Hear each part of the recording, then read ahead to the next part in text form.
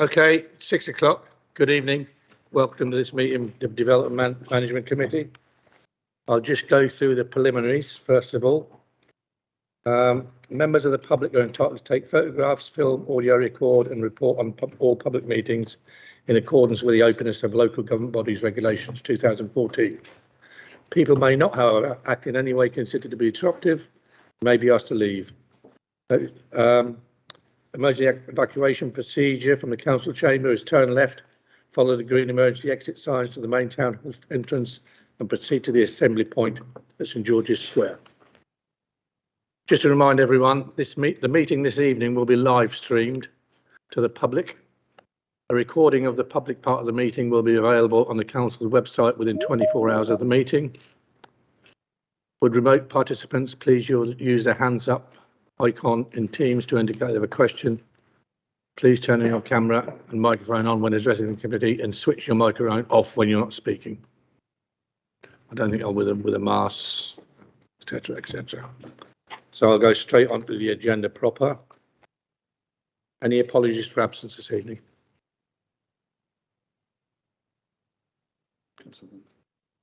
Apologies from Councillor Franks and from Councillor Ali.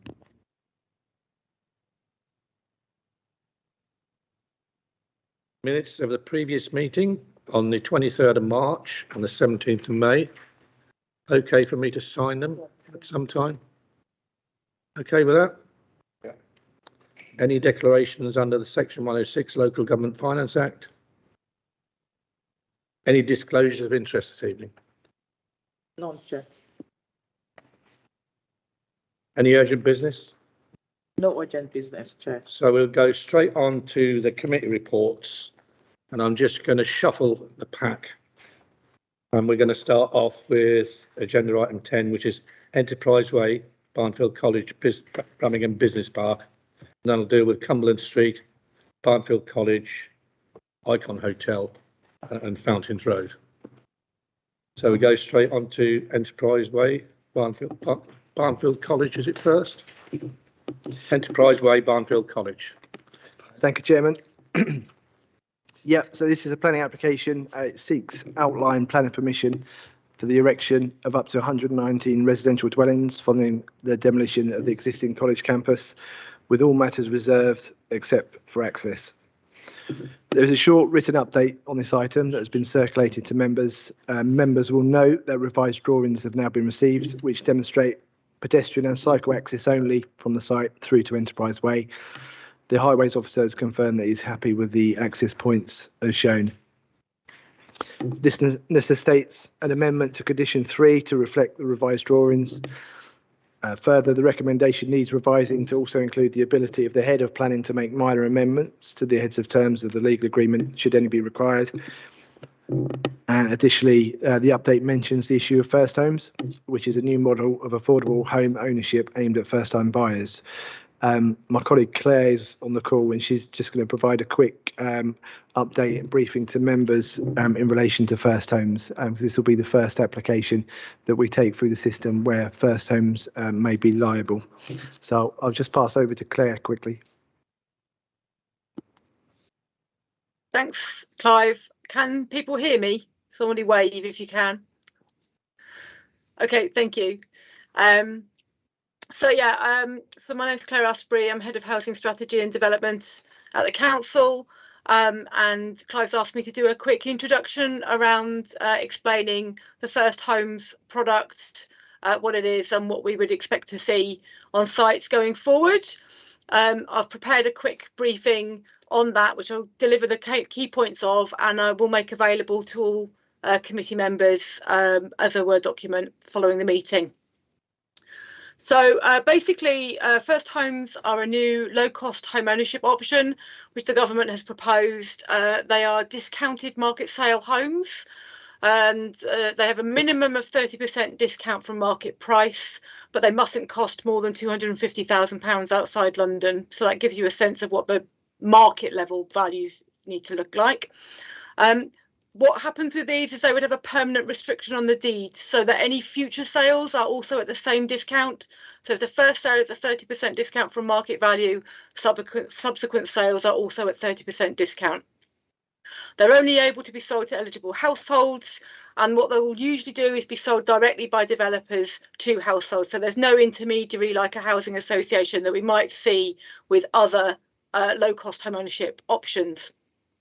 And households have to be eligible, which usually means outside London, and income up to £80,000, and they need a mortgage for at least 50% of the purchase price.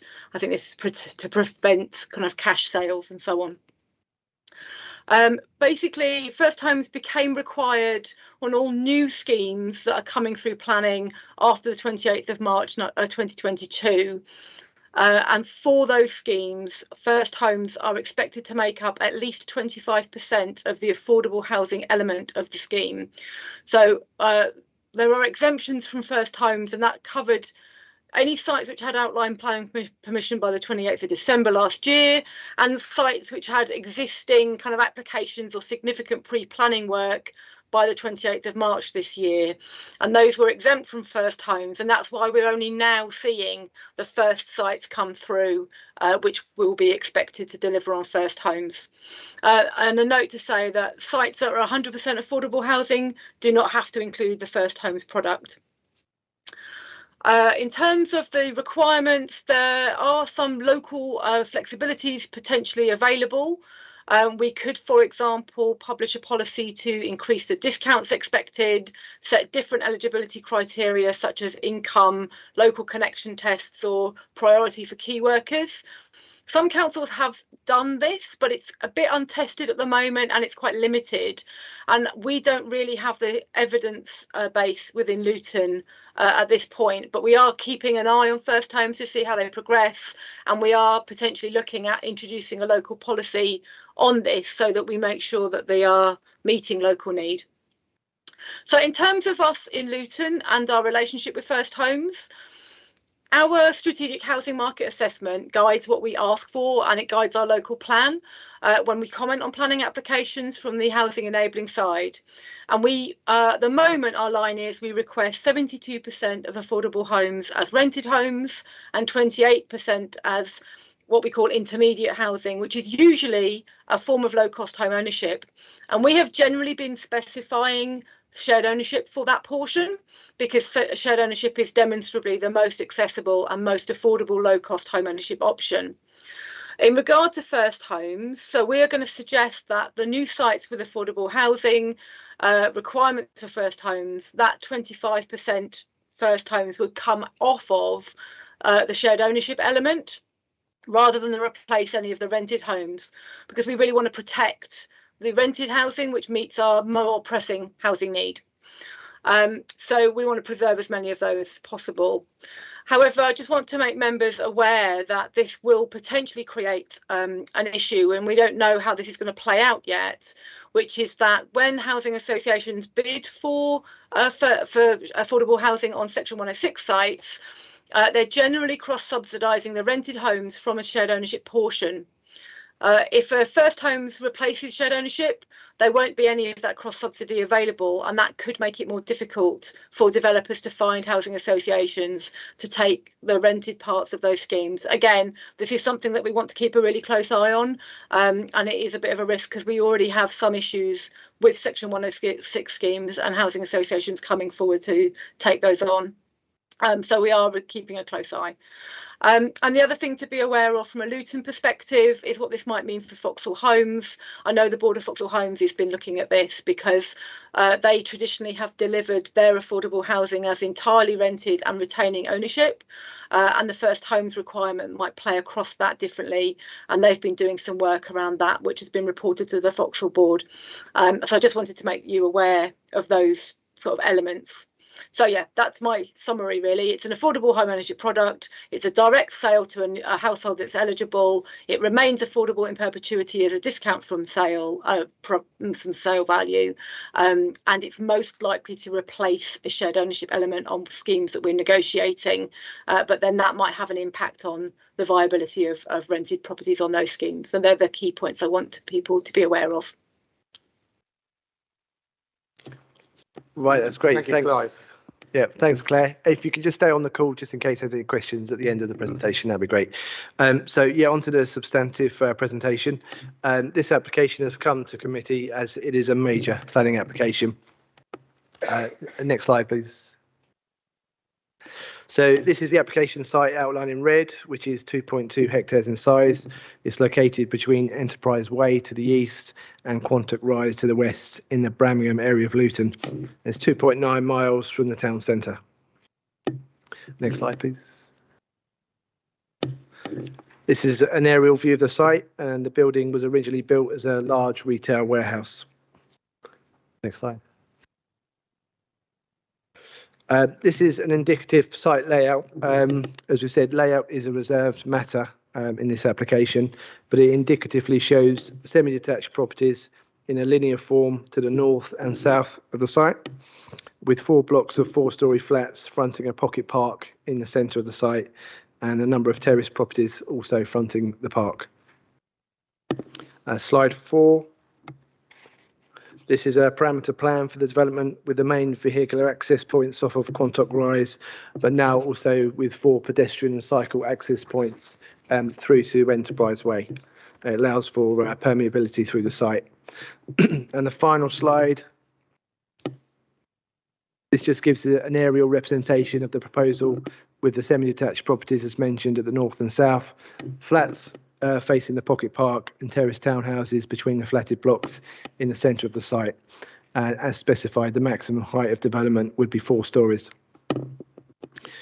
Members will see from paragraph 40 of the report that the main planning considerations are the principle of development, climate change, design and the impact on the character and appearance of the area, the living conditions for future occupiers, the impact upon neighbouring amenity, transport and parking implications and issues relating to biodiversity, landscaping, affordable housing and planning obligations, and economic development and regeneration.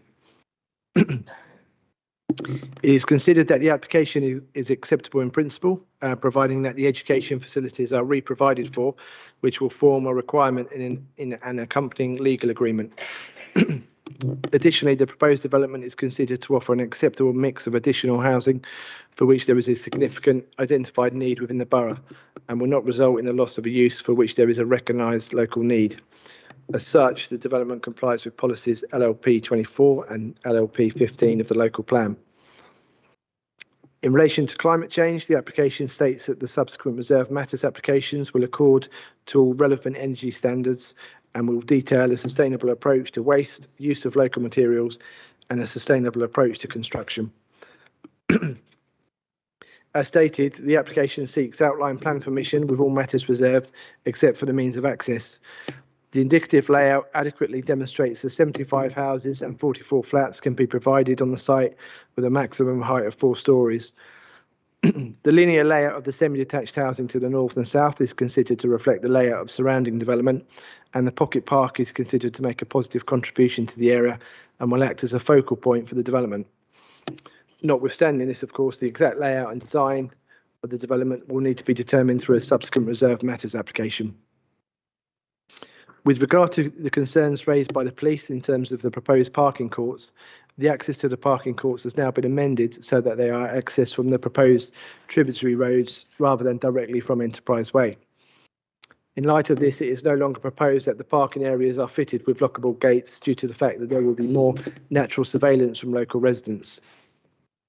In relation to concerns raised with regard to parking being provided in rear courts rather than to the front of the proposed dwellings, and which has been reiterated in the police's latest comments in response to the revised drawings, it must also be recognised that the proposed flats will face the parking courts, and as part of a reserve matters application, it will be necessary to demonstrate that the flats are designed to address both the parking court and the pocket park, with principal entrances to the front and to the rear. It is considered that dialogue can continue with the police force during discussions on the detail of the layout to be provided at the reserve matter stage to ensure that the development is as safe as it can be going forward. The existing building is of little architectural merit. As such, its loss is not considered to have a detrimental impact on the character or appearance of the area. And in view of this assessment, it is considered that the scheme will be in keeping with the character and appearance of the area and that the development will comply with policies LLP 1, LLP 15 and LLP 25 of the Luton Local Plan. The applicant has confirmed that all houses and flats will be consistent with the nationally described space standards and will provide the necessary amount of external amenity space in accordance with the council standards. It is therefore considered that the resultant living environment for future occupiers would be of a high standards in accordance with local plan policies. With regard to impact on existing adjoining occupiers, it is considered that the proposal has demonstrated that the quantum of development shown can be provided without having a significantly detrimental impact on neighbouring occupiers. In terms of transport and parking issues, the Highway Authority has raised no objections to the proposal, subject to conditions, and is satisfied that the proposed development will not have a detrimental impact on the local highway network. In relation to parking specifically, the submission states that the levels of vehicular parking will be compliant with Appendix 2 of the Luton Local Plan, and the proposal provides for 181 parking spaces. In light of this, it is not considered that the development will cause significant parking pressure on surrounding roads, which are not the subject of parking controls. Of course, the exact layout and details will need to be assessed through subsequent reserve matters applications. It is therefore considered that there would be no significant adverse highway or parking implications by virtue of the proposed development, and that the proposal complies with policy.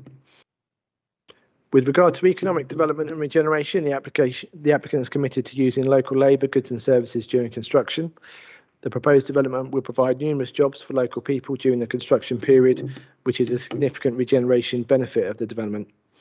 In addition, the investment in Barnfield College attributed to this development will result in improved employment prospects for the town's residents through improved educational facilities.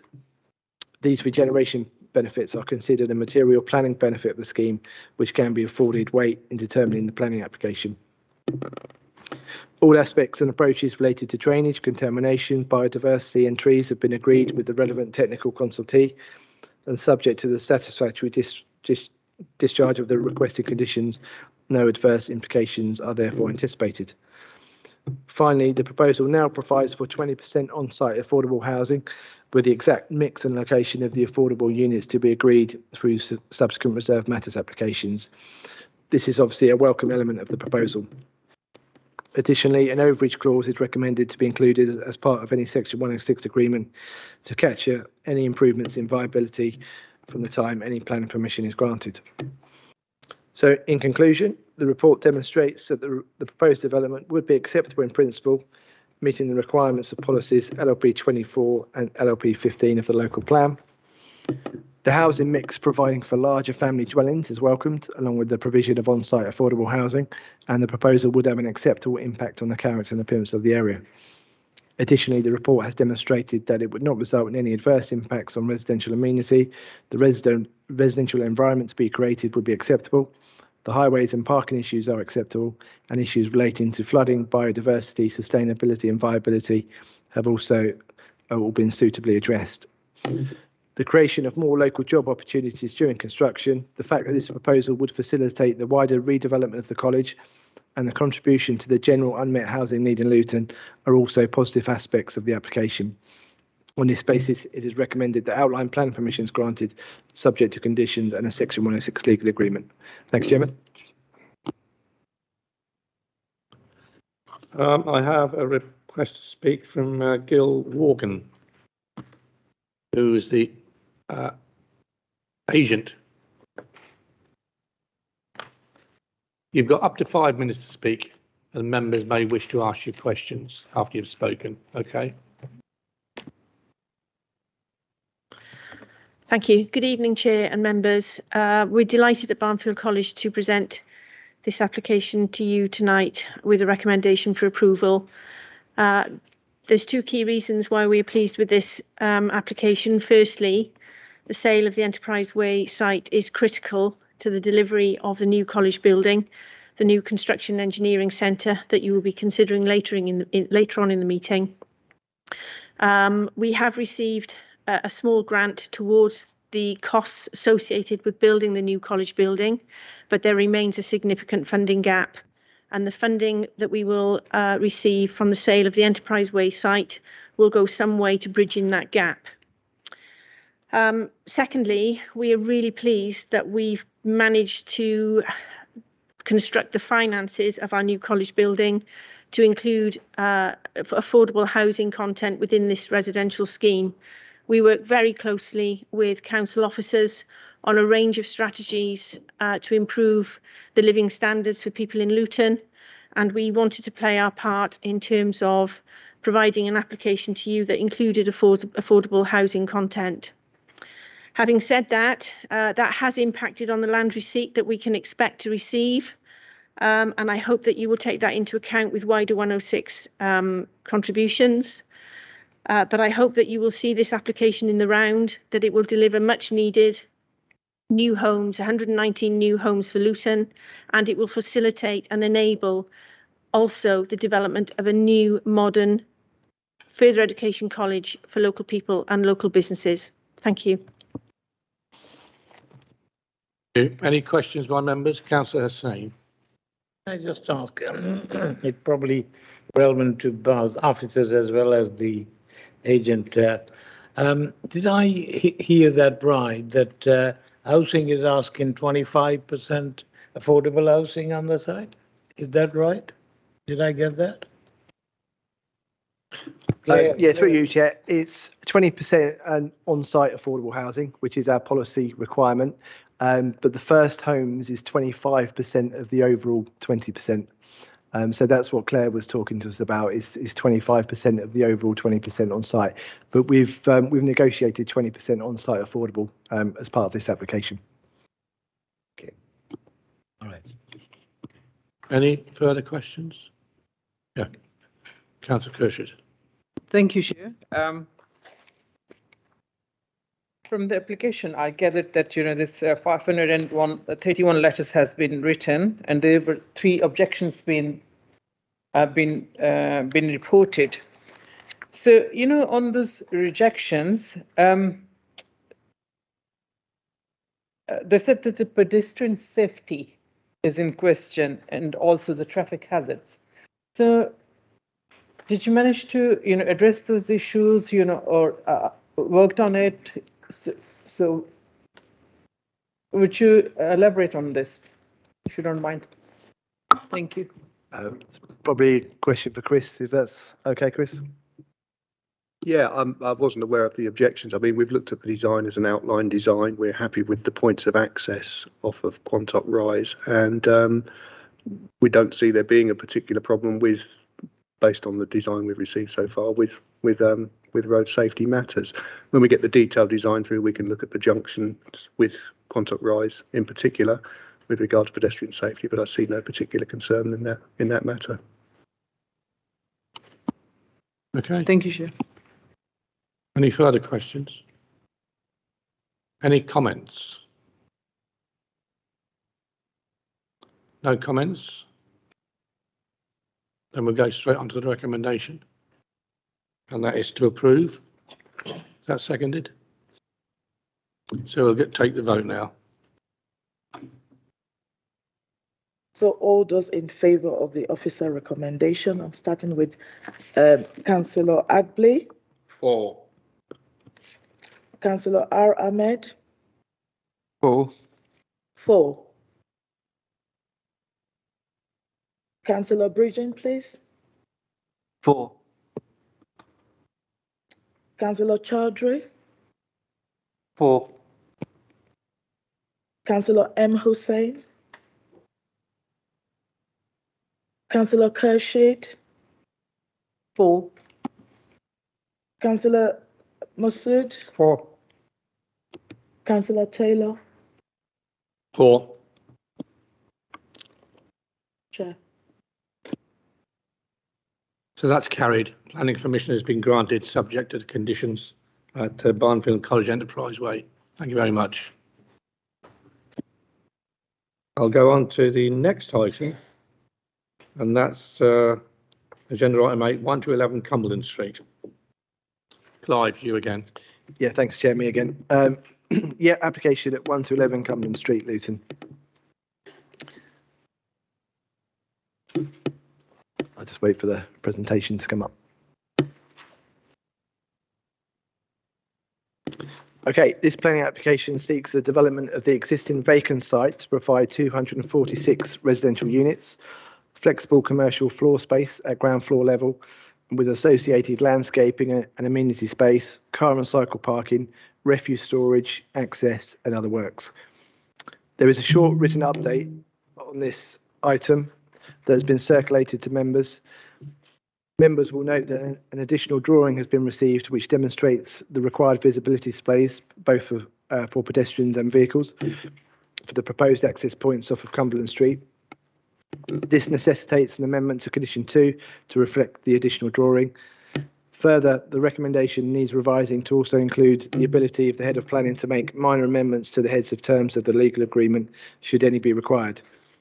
Additionally, a further condition is required relating to the detailed designs of the highway works.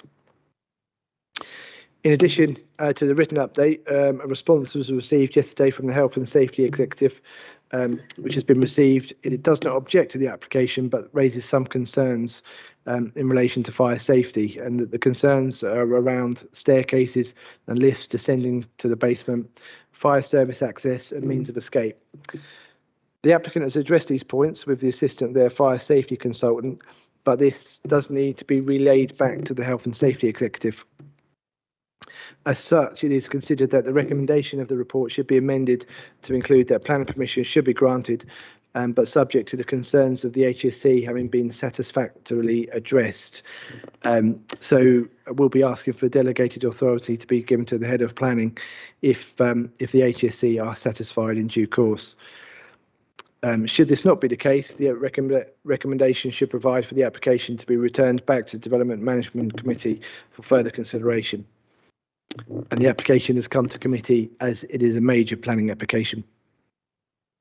So taking you through the slides, the first slide is the application site outlined in red and the applicant's ownership in blue.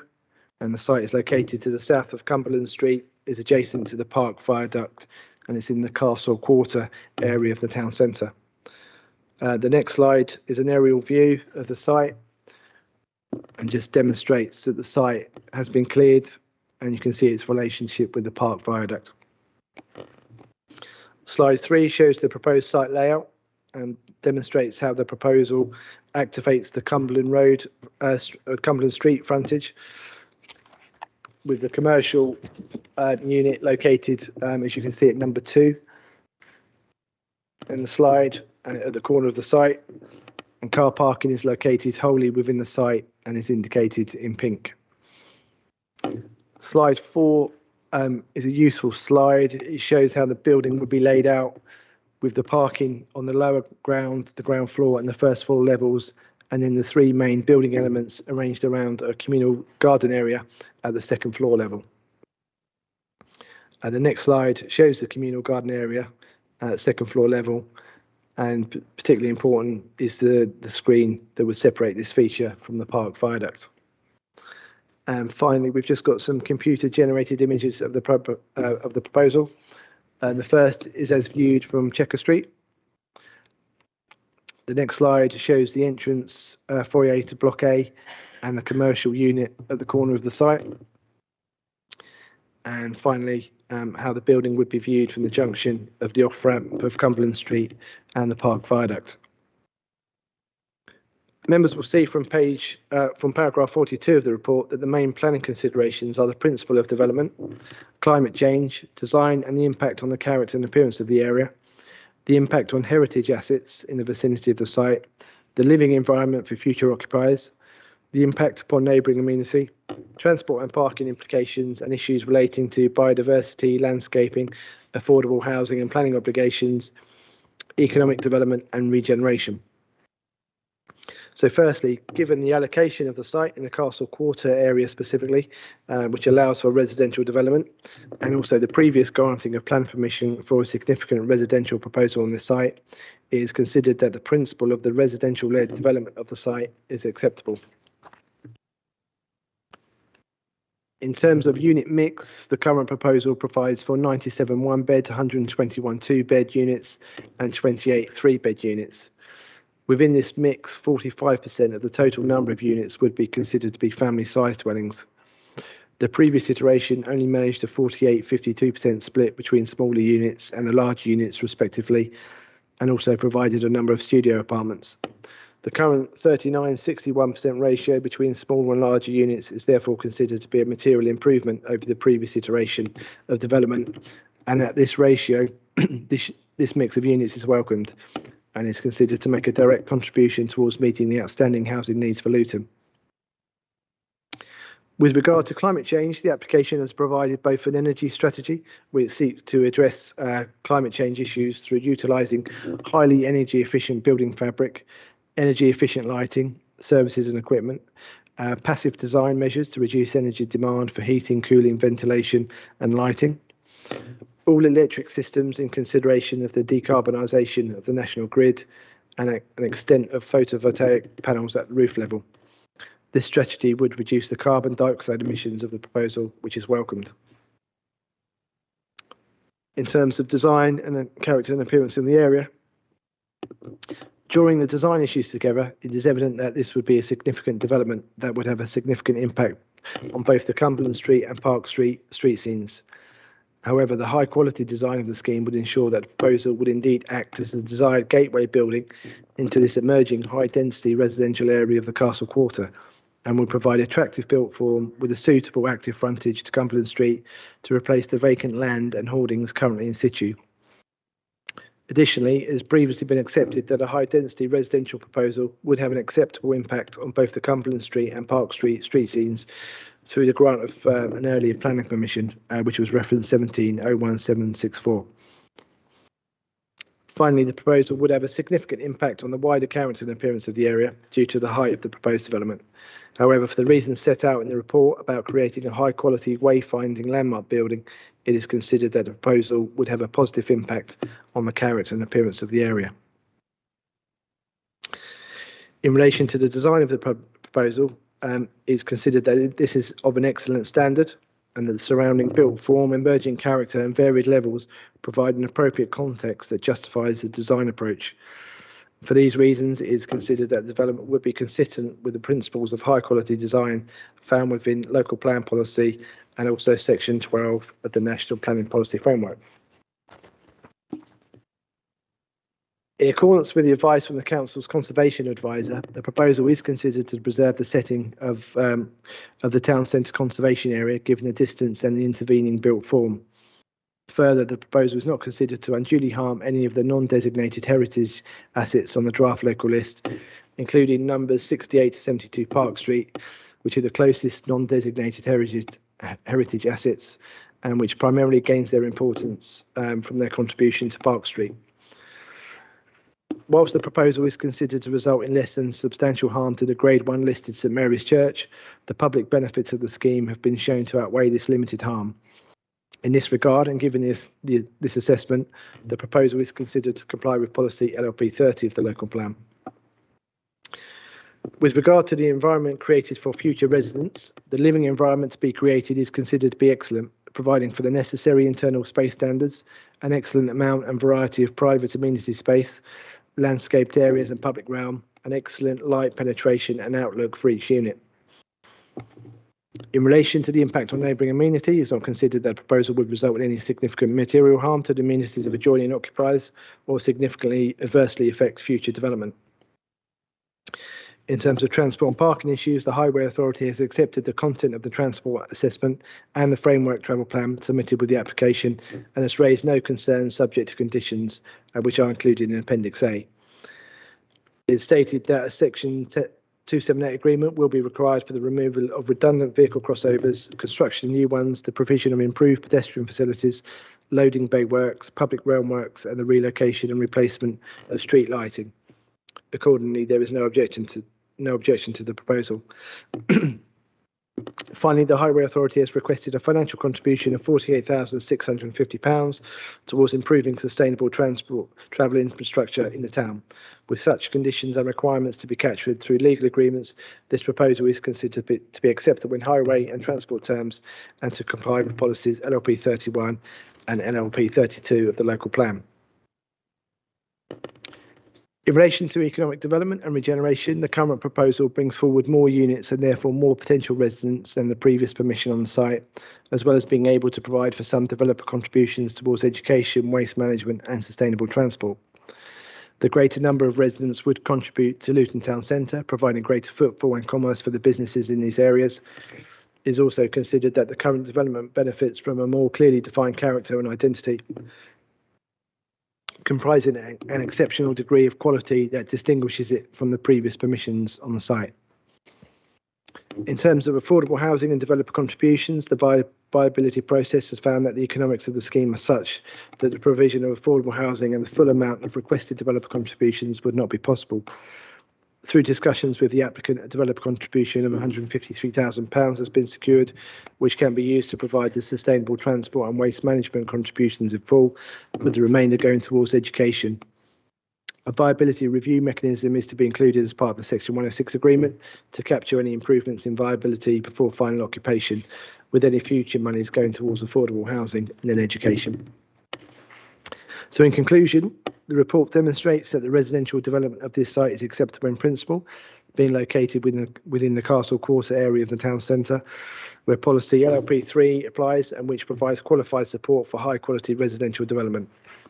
It would also make an important contribution to the regeneration of this part of the Castle Quarter, removing an unsightly piece of vacant land in this prominent location and providing job opportunities both during construction and the operation of the building. The mix of units is considered to be acceptable and is an improvement on a previous permission on the site. In terms of design, the application proposals have developed over time, responding to both officer advice at the pre-application stage and also responding to comments from an independent design review panel.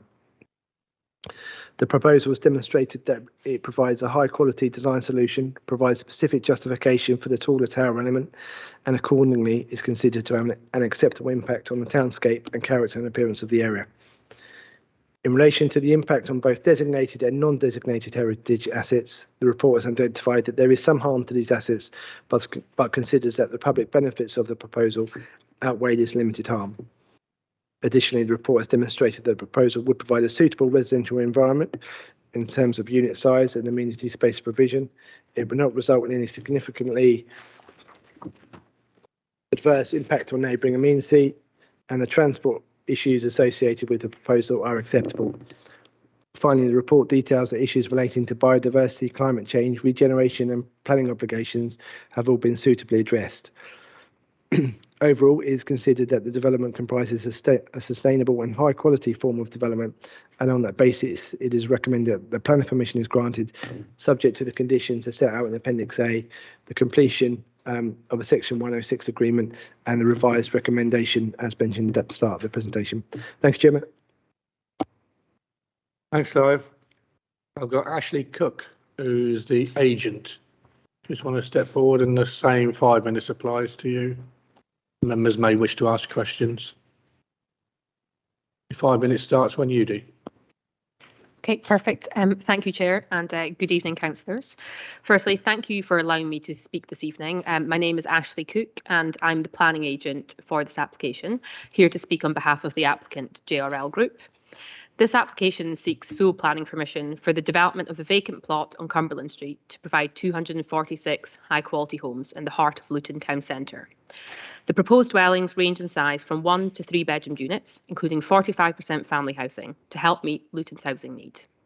The scheme will also provide a flexible commercial unit at ground floor level, which would be available for the local employment opportunities or as a space for the community to meet. Together, these new homes and the commercial space will contribute to the vibrancy and vitality of the town centre. The development will provide a high-quality living environment for future residents, both within each dwelling and through the proposed amenity spaces across the scheme. The landscaping strategy includes communal gardens and rooftops with biodiverse habitats for insects and birds. The strategy also includes public realm improvements, including the planting of mature trees, evergreen facades and climbing plants. This will notably improve the pedestrian experience from the A505 into the town centre. As well as these environmental benefits, the proposed development also includes an all-electrical heating system and PV panels on the roof to create a sustainable development. Car parking spaces are provided as part of the scheme at a level suitable for the town centre location. 20% of these spaces will have electrical charging, with the remainder fitted with passive provision. The proposal also provides a significant number of cycle parking spaces to encourage active travel. The scheme has been viability tested, and this has been reviewed by the Council's viability consultant. This has found that it is unable to provide any affordable housing. It has been agreed that JRL will, however, provide a developer's contribution towards improvements to sustainable transport, waste management and education. This will be agreed as part of the Section 106. As you may be aware, this scheme on Cumberland Street is being brought forward by the JRL Group alongside another application on the corner of Castle Street and Flowers Way, which is due to be considered at committee in July. Given the close proximity of both sites to one another and the role they play at the edge of the town centre, it was important to consider the design development of both schemes in unison. Gardner Stewart Architects applied a master planning approach to the design development of both sites to ensure the proposed schemes reflect the regeneration of the local area. As such, in developing the proposals, the architects considered the development of surrounding sites, such as the former Honda garage and Langley Street, as well as the future potential of other nearby sites. This approach has ensured the proposals have not been developed in isolation, and instead they've been drawn up by the architects with a real consideration for how Luton Town Centre may evolve in the future. As a result of this approach, the architect found a need for the two proposals to act as gateways into the town centre, with Cumberland Street marking the entrance from the east. The tallest element of the scheme has been positioned strategically to deliver this gateway effect, and this was supported in the pre-application process and by the Luton Town Centre Master Plan, which identifies the site as suitable for taller buildings. In order to ensure the tall building makes a positive contribution to this location, Gardner Stewart Architects have worked hard to take local design influences on board to create a genuinely beautiful and interesting building, which reflects the hat-making and warehousing heritage of Luton. The facade treatment also helps to improve the legibility of the building from close and long-range views, helping with its gateway role. The JRL Group, alongside the rest of the project team, have worked closely with the Council and the case officer over the last year to finalise these proposals, and we are delighted to have a positive recommendation from the case officer at this evening's committee. The JRL Group are a leading UK contractor based in Borehamwood, and the firm has expanded since their foundation in 1996. They have experience delivering thousands of residential units across London and the south of England. Given JRL's background in actually delivering and constructing developments, they have every intention of bringing the scheme forward, and following the receipt of planning permission for the site, they intend to deliver the scheme within 2 years. It is considered rare that a contractor would take a scheme from evolution to construction, and for the development at Cumberland Street, the involvement of JRL and their intentions to actually build out the scheme themselves is a significant benefit. This will see this vacant site finally developed after so many years left abandoned, bringing investment and regeneration to the local area and to Luton Town Centre. We hope you agree that the proposed development of this vacant site would provide much needed housing for Luton. The scheme will contribute to improving the vitality and vibrancy of the town centre, whilst also creating a high quality gateway development. There will be significant benefits for the local area and the existing community as a result of the scheme, and we hope you will support the proposals which JRL and the team have worked so hard to develop over the last year. Thank you again for allowing me to speak in support of the proposal this evening. We're happy to take any questions that you may have. Thank you very much. Questions by members. Bridget, and then Thank you, Chair. It's mentioned in the officer's report earlier about the comments from the Health and Safety Executive, and that they've recommended that a qualitative design review should take place. What sort of timing do you think you'd be able to complete that in? So I think we would have to, first of all, make contact with the Health and Safety Executive just to confirm that. As you can understand, we did only receive these comments at about 5 o'clock yesterday, so we have had very little time to consider the response. But the applicant has every intention of taking the comments on board and of going through the process that's required to ensure that the mitigation required is put in place. As our case officer Clive mentioned earlier, we have already spoken with our own fire consultants who were on board throughout the process, and the comments that we've received from the Health and Safety Executive are understood, and we know exactly what changes are required to make it the scheme suitable. These aren't sort of large-scale changes, they're sort of small changes that can be made just within the existing layout of the building. So we're very confident that that we can do everything that's required, and that we can follow the process that's required for the quality design review as well. Kashif Chowdhury. Thank you, Chair. I got a couple of questions. First question is about the green space and greenery. I'm a bit concerned, there's large 246 units and there's very little green space or hardly any. And the second question is about parking spaces, only 114 parking, and how this parking space is going to allocate to the future resident of the building. So are they going to be permit scheme first come, first serve? How these parking spaces going to be managed? Thank you. Yeah, I think it's mainly about the greenery and how do you allocate the parking spaces? Yeah, so I think first of all on the sort of greenery and the amenity space, I think my understanding here is that actually the scheme provides more than policy compliant levels of green space. So we're also providing private balconies for all the units, and there's a number of communal amenity spaces on sort of rooftops and also in communal gardens. So for a town centre location like this, we actually consider that there's a significant amount of green space that will really make a positive contribution to the area, as well as provide sufficient space for the residents to enjoy as well. So I think hopefully that answers that first question. Yeah. On parking. So yes, there's I think 107 car parking spaces that are provided. So yes, there's not going to be a car parking space for every unit in the scheme, but given the town centre location and the need overall in the sort of the climate crisis that we're in to reduce the reliance of the car, it's been agreed both with our transport consultant and with Luton's transport and highways officer that it's a very appropriate number of car parking spaces. Actually for sort of town centre scheme, quite often these days you're seeing that no car parking is provided, but we felt that given the nature of Luton and the fact that some people may need to commute out of Luton town centre to go to work, that it would be appropriate to provide some for those people. In terms of how they may be allocated, I think that is something that we can potentially provide some more information on. Ultimately, I think that at the moment the intention would be that those spaces would be given more to the sort of family accommodation, so that they are prioritised and they have the spaces as they're more likely to need them than the sort of 1 or 2 bedroom units. I think for a town centre location, the amount of car parking spaces are more than generous. Thank you, Chair.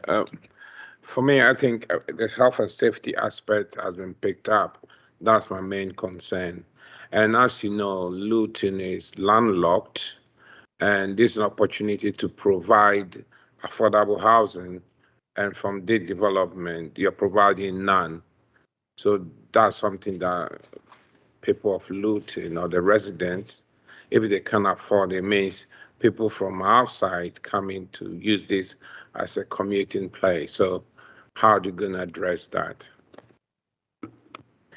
So if I just pick up on the health and safety comments once again, so we have absolutely every intention of making sure that we're meeting the comments, but obviously as explained, as we only got these at 5 o'clock yesterday, it's not been possible for us to sort of update the materials in time for this evening's committee. So hopefully the sort of clause that Clive has placed on the requirement of the permission to make sure that we are satisfying them will capture those requirements. And on the second point, which was in relation to affordable housing, so yeah, I understand the disappointment that no affordable housing is being provided. The applicant and the team tried to see if there was any scope for affordable housing. The scheme has been viability tested by the council's viability consultant, and they agreed with the findings. And unfortunately, the nature of some developments in Luton is that the build costs are quite high, but the housing values are not as high to make it suitable for affordable housing. There is a review mechanism that is going to be as part of this permission, which means that if any values do increase in the future, then there will be an ability to capture that and for affordable housing to be provided at that stage. Through you, Chair, we have got our viability consultant on the call this evening, Chris White. I think you'll remember gave a presentation to members, so Chris is available if you want to take that forward in questioning.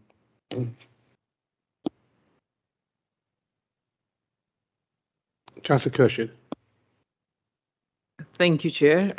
Although I'm in favour of having a high rises or, landscape buildings in Luton, but I'm very much concerned regarding the car spacing. I believe that you should review this, the cars parking spaces, and plus there's not adequate numbers for the disabled people. And again, as my fellow member has said about the health and safety issue. And one more question I would like to ask to our officers, have they looked at, how they're going to combat the congestion, they're going to face, and how they're going to address those issues which will be arising after that. So if anyone can help me on this, I will be happy. Thank you. Thank you. While congestion remains a concern in the town, it's not likely to cause a significant difference, this proposal here. The amount of car parking spaces provided at this site is pretty it's quite a substantial number given the location. This is a location where we would probably have accepted no car parking as a proposal. So it is a very generous amount of parking provided. As for congestion in the wider part of the town, there's obviously a move to reducing carbon and moving to more sustainable transport. They're the policies of the council, and that's the way we view applications. So with regard to that matter, it's a concern, but it's one we try and address by moving people out of the private motor car and onto other sustainable means. And this location, the railway is nearby. There's obviously other public transport options available, so we're comfortable with the application as it stands. And just to pick up on the disabled parking, there's 8 accessible car parking spaces, and that meets the council standards of 5%. So it's in accordance with our standards. So. Okay, I think I've said it before that this town centre location, the car parking provision is more than adequate.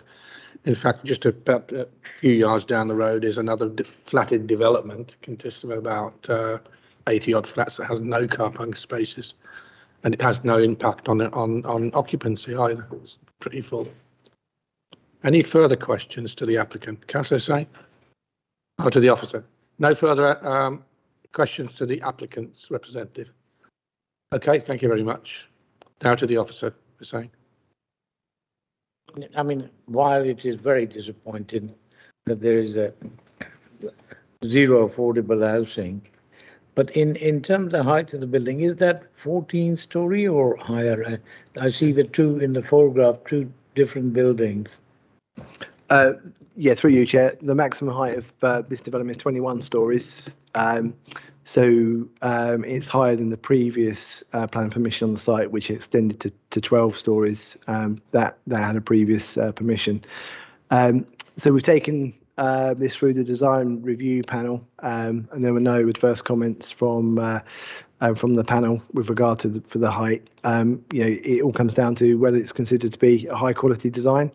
If you put the last image up, Johnny, we feel that it's achieved that benchmark to ensure it's high quality. We're aware that obviously it is a tall building in the town centre, but it's also an area set out in the council's master plan. This site and also the Castle Street site are set aside for taller buildings where they meet the high quality threshold. Yeah. Can I ask you in terms of the height, not only that, but in terms of the pollution, what condition? Did I see any condition, particularly in terms of pollution? Because you've got the dual carriageway right on bang on to that. And the second part of that question is this site had a planning permission for a hotel before? Is that right? Some time ago? Huh? Was it? Yeah, through you, Chair. This site was always resident. Well, it was originally brought forward as student accommodation originally, but then it was residential. It's the opposite side of the road that was the hotel. Okay. The former Honda garage was originally a hotel. Okay. But in terms of the pollution, is there any condition in terms of that bit on the part of the developers? It's so close to a highway. I mean, the development can only mitigate its own impact. It can't respond to existing conditions. So the application is accompanied by a number of assessments, both in terms of air quality, noise, and so on. All those technical details are found to be acceptable by the consultees during the application process. So there are no issues around that. What we have got in terms of sustainability is a condition on sustainability measures to be provided, and that's a condition. I can find the condition number. So that would address its sustainability credentials going forward. But we can only mitigate, say, the impact of the development itself.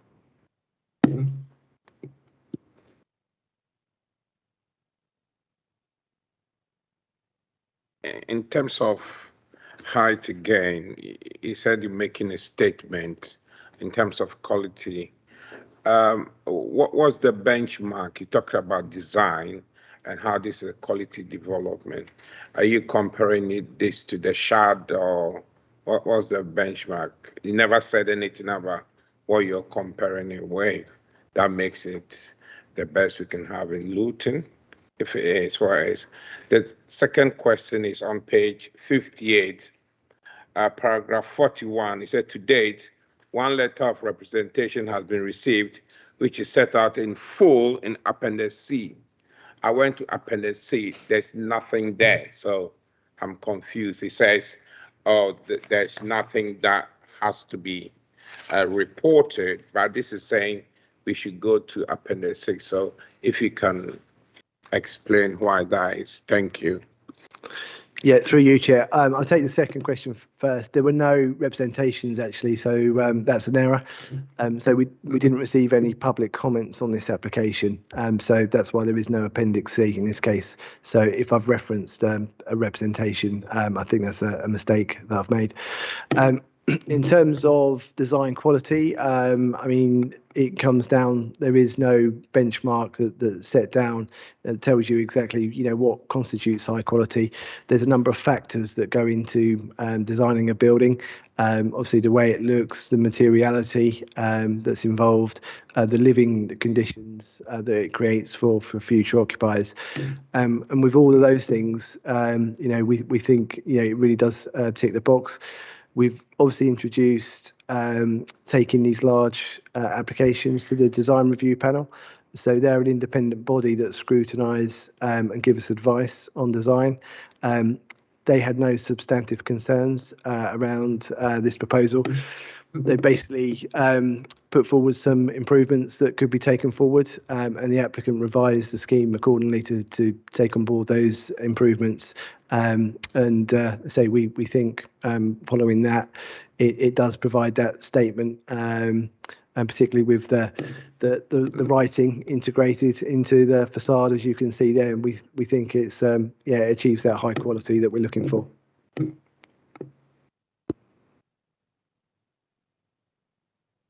Sorry, Chair. On page 65, paragraph 71, I got lost in translation in terms of what the heritage conservation is saying. Are they saying, yes, go ahead, or are they objective? Because I couldn't make my head or tail of what's been said there. Okay, through you, Chair, I think I can help. So our conservation advisor had no issues with the impact on the town centre conservation area. That's one thing. Also, no adverse comments in relation to non-designated heritage assets. Where they did have concern was given the height of the building, in certain views across the town centre, you would see it above the nave of St Mary's Church. So part of the application includes views of the proposal, what we call wire diagrams, showing how the development would look in certain views. And in one view across the town centre, it does protrude above the nave of St Mary's Church.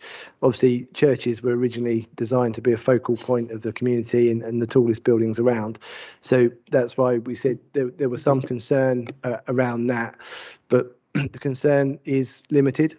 And when you make this assessment, you weigh the public benefits of the scheme against that limited harm that's created.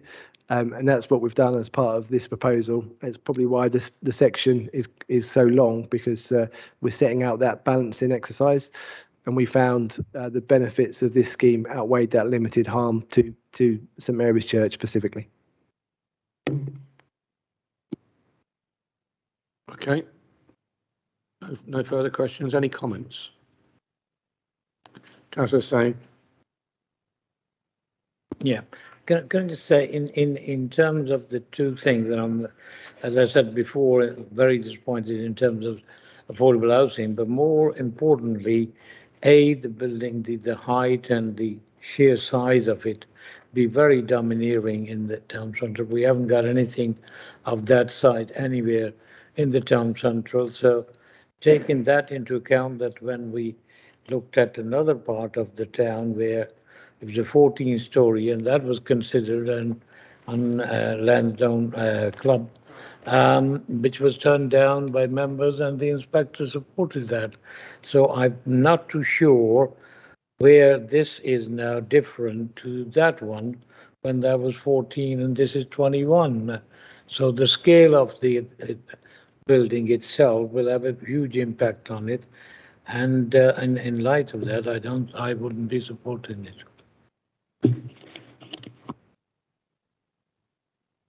I think the question was, Clive, about the Lansdowne Club application that was refused, and this is even a higher building in this particular location.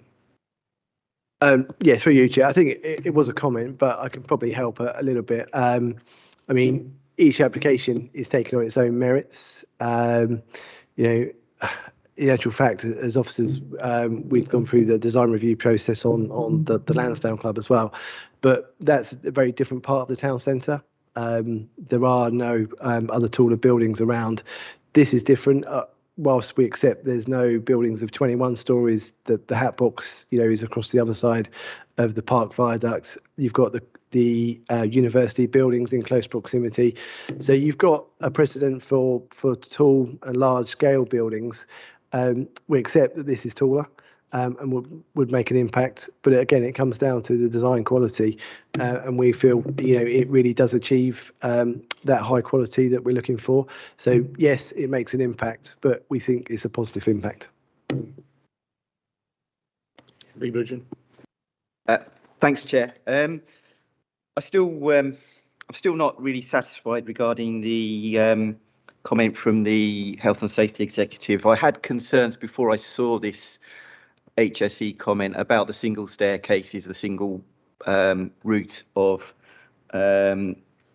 escape from the building should there be a fire. And I think this HSE comment has probably heightened my concerns. Now, I understand that the proposal is to give approval with a condition to authorise the head of planning to make a decision based on a QDR. But whilst I trust our head of planning, it does feel to me like it'd be a bit too much of a abdication of responsibility on our part. So for that reason, I don't think I can support this application unless something comes up between now and the vote that changes my mind. Do you want to come in about the the Beds Fire Authority have commented, have they, or they've made no comment? Beds Fire and Rescue have commented on the application, and they've got no objection subject to fire hydrants, which is a condition that's recommended. I mean, in relation to the Health and Safety Executive, obviously it's a new process that's been introduced. We received their comments, you know, very late in the day yesterday as we were doing the member briefing session, actually. So it's not given us a lot of time to, or the applicant's team to respond. But we feel we've got an appropriate solution because these are technical matters that we think can be addressed. You've heard from the applicant this evening that they don't think, from their fire consultant, that it would take too much to allay the concerns that have been set out by the Health and Safety Executive. So we think with the revised recommendation to take those details to the Health and Safety Executive and get a revised response from them. We feel that we can do that without bringing the application back to committee, but obviously that is a decision for members. Is that the additional condition 278? Through you, Chair. No, that's different. That relates to highways works. So that was a condition that was missed off originally. Any further comments?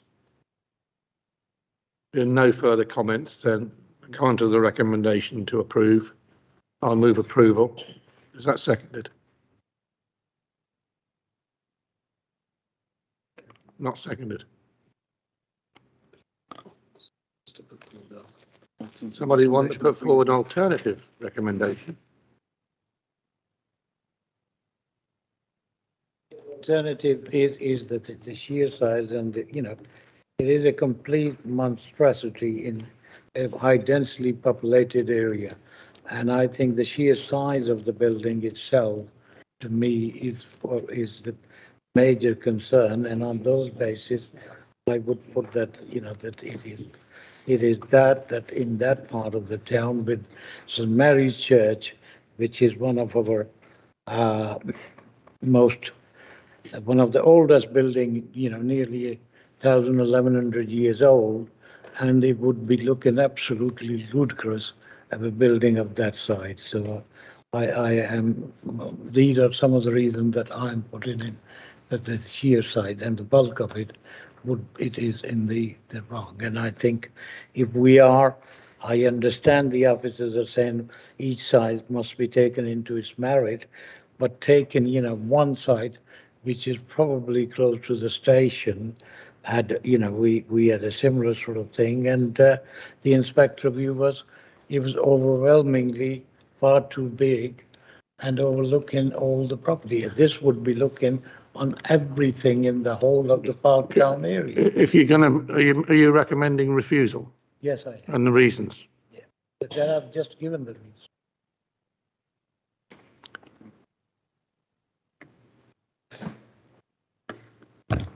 Yeah, through you, Chair, just sort of try and assist our members. So it's Sunny Sahad, about head of planning at Luton. If I sort of heard correctly, the concerns are around design, height, and impact on St. Mary's Church in terms of heritage impact. Okay. Yeah. So in terms of let's start with heights.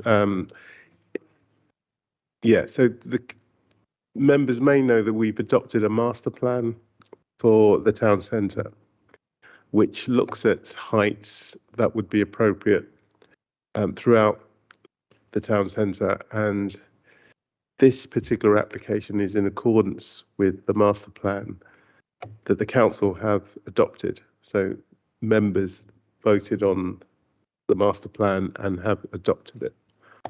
So these proposals in terms of scale, height, is compliant with the master plan, and also design as well, in terms of the quality of the materials used, the fenestration, the detailing, and I do understand that design is a matter of taste. But as the case officer has mentioned in his presentation, this scheme undertook quite a lot of examination externally with the design review team. So these are external experts in their field who know design, who are qualified to discuss design, and they've worked really hard with the applicants to get to this stage where they're fully supportive of this scheme. In terms of the heritage impacts, we've looked at that. We've consulted the council's heritage officer, and she doesn't have a concern around this.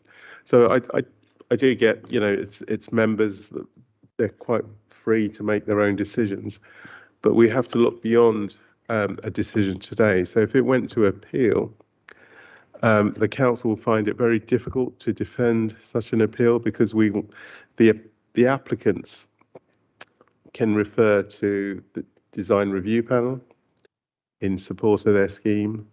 They can refer to the master plan, which the council's adopted, and they can also refer to the conservation officer's comments. So as officers, we would find it really difficult to defend, the members' position on this. And so I'd like members to take all of that into consideration before they make a decision today.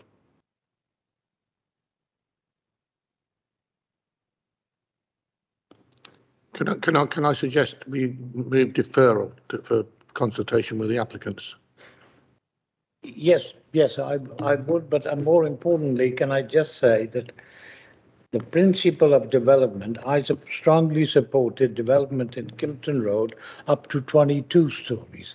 But it is the site itself where it is that matters more to every member of this council, because the site itself is very much in a very strong heritage area, and we do value that. We've got a very little of heritage left in the town centre, and whatever we got, we need to preserve it, Chair.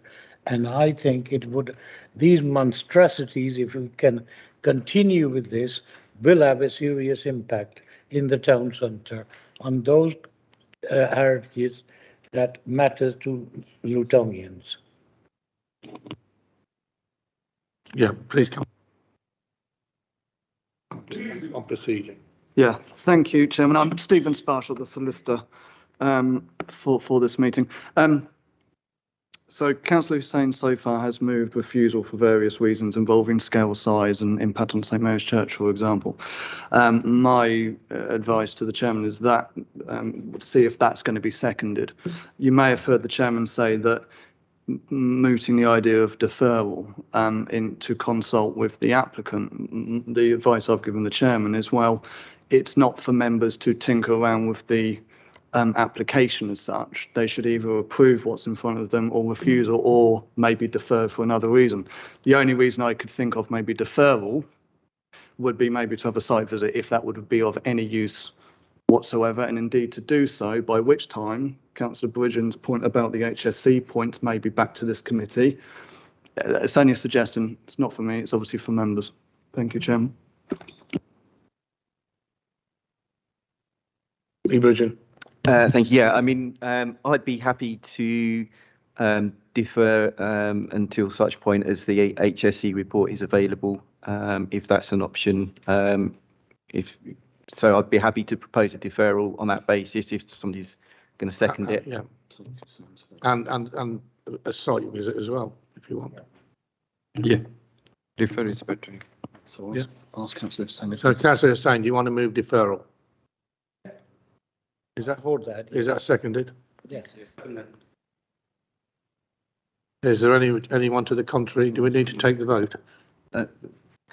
Yeah, please. Yeah, we will need to take the vote, Chairman. Can I just ask, again, not trying to feed you words, are you deferring for two reasons? Firstly, because you want to see the requirements of the health and safety executive's responses, which was Councillor Bridgen's concern. Yeah, that's my main concern. So that would be my primary reason for the deferral. Part of your deferral. And secondly, to do a site visit to assess the impact on the various heritage assets, town centre, St Mary's Church, scale compared with other. I'm not feeding you.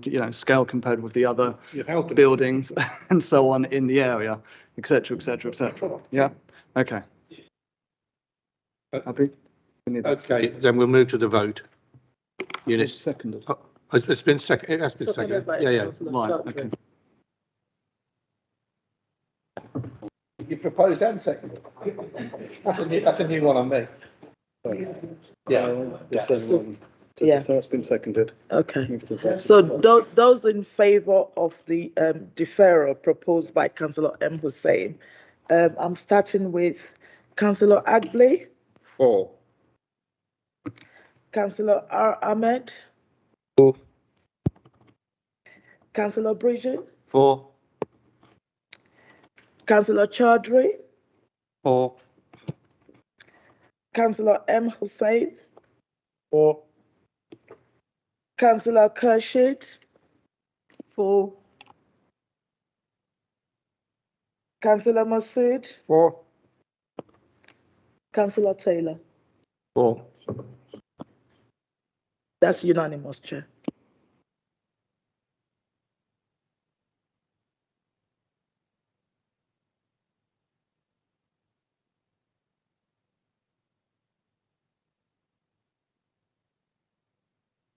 Water, so I'll just.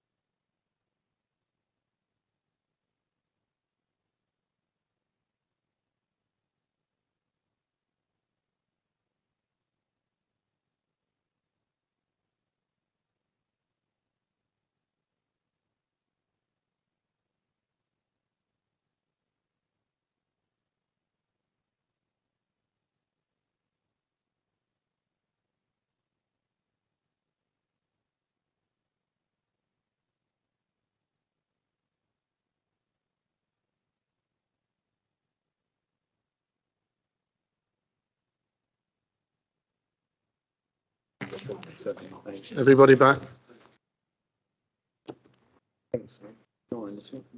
Yeah, 1, 2, 3, 4, 6, 7, 8. Okay, we'll go on to agenda item 9, Barnfield College Phase 2 and 3, and New Bedford Road. Page 90. Thank you, Chairman. Live, it's you again. You got Me no again, rest, yeah, you for got no rest the for a last while. time this evening. So this planning application seeks permission for the Phase 2 and 3 redevelopment of Barnfield College and comprises a demolition of existing buildings within the application boundary, erection of college accommodation and associated access, car parking and landscaping. There is also a short written update on this item that has been circulated to members. Members will note that revised drawings have now been received, which demonstrate the appropriate amount and location of disabled access parking and the required number of electric vehicle charging spaces. This necessitates an amendment to Condition 2 to reflect the revised drawings. Further, the recommendation needs revising to also include the ability of the Head of Planning to make minor amendments to the heads of terms of the legal agreement, should any be required. And additionally, a further condition is required relating to the provision of a swept path analysis to demonstrate suitable access for larger vehicles to the store area and the refuse stores. The application has come to committee as it is a major planning application. So the first slide shows the application site outlined in red in the middle of the site and the applicant's ownership in blue. The application site is located towards the centre of the Barnfield College campus, which is situated close to the junction of New Bedford Road and Barnfield Avenue. The second slide shows the proposed site layout. It shows phase 1, which is now nearing completion at the northern end of the site, and the phase 2 and 3 buildings subject to this application to the south of that. It's more clearly shown actually in the next slide. So there we've got phase 1 to the left hand side, phase 2 and 3. Slide 4 shows how the phase 2 building would be laid out, and it would comprise of 4 stories. It would comprise of a specialist construction and engineering building to accommodate all the existing provision at the current Enterprise Way campus. Slide 5 shows the phase 3 building, which is effectively a 2-storey sports hall building, and this would replace and update the existing sports hall provision. The existing sports hall, which would be lost during the phase 2 development. And finally, we've got some computer-generated images of the proposal. The first is looking towards the phase 3 sports hall from the car parking area to the east. The next slide is looking towards the phase 2 building, again from the car park area to the east. And finally, we've got an aerial view of how all the phases work to combine to create the whole new Barnfield, new campus at Barnfield. Members will see from paragraph 40 of the report that the main planning considerations are the principle of development, design and the impact on the character and appearance of the area, the impact upon neighbouring amenity, transport and parking implications and issues relating to flooding, biodiversity, sustainability and other material considerations.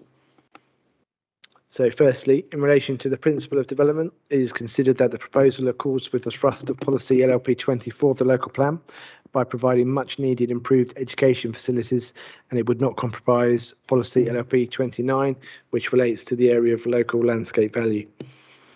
In terms of the design of the buildings now proposed, it is considered that this follows on from the form and layout that was granted plan permission in phase 1 on this site under reference number 20/00111. The proposed phase 2 and 3 buildings would incorporate a contemporary design arranged around a linear colonnade, which would provide the connection between these buildings and the phase 1 building, and which would also overlook the new linear park. The massing scale and materiality of the buildings now proposed would also follow on from the precedent set by the phase 1 building. As such, the phase 2 building would be 4 stories and approximately 17 metres in height, and with a similar footprint of 6,280 metres squared. The phase 3 building would be effectively 2 stories with a height of approximately 12.75 metres and a floor area of 2,181 metres squared. The massing and scale of the buildings now proposed would be appropriate to the emerging nature of the redeveloped campus. And finally, the phase 2 building would carry forward a similar materiality utilising brickwork vertical piers, curtain walling, metal panelling and extensive recessed glazing to mirror the Phase 1 building. The Phase 3 building would utilise brickwork at the ground floor level with coloured metal cladding above. It would also incorporate 3 rows of roof lights to provide controlled levels of natural light to the sports hall. So the elevations and computer-generated images provided demonstrate that both the specific design and materials to be used would result in high-quality college buildings that would be acceptable in their own right and which would complement the Phase 1 element under construction. In terms of the impact of the proposals on the wider character and appearance of the area, the high quality design of the buildings coupled with the landscaping details associated with the current application and those already approved for Phase 1 would ensure that this impact would be positive, replacing existing buildings and hard standings that do not enhance the area.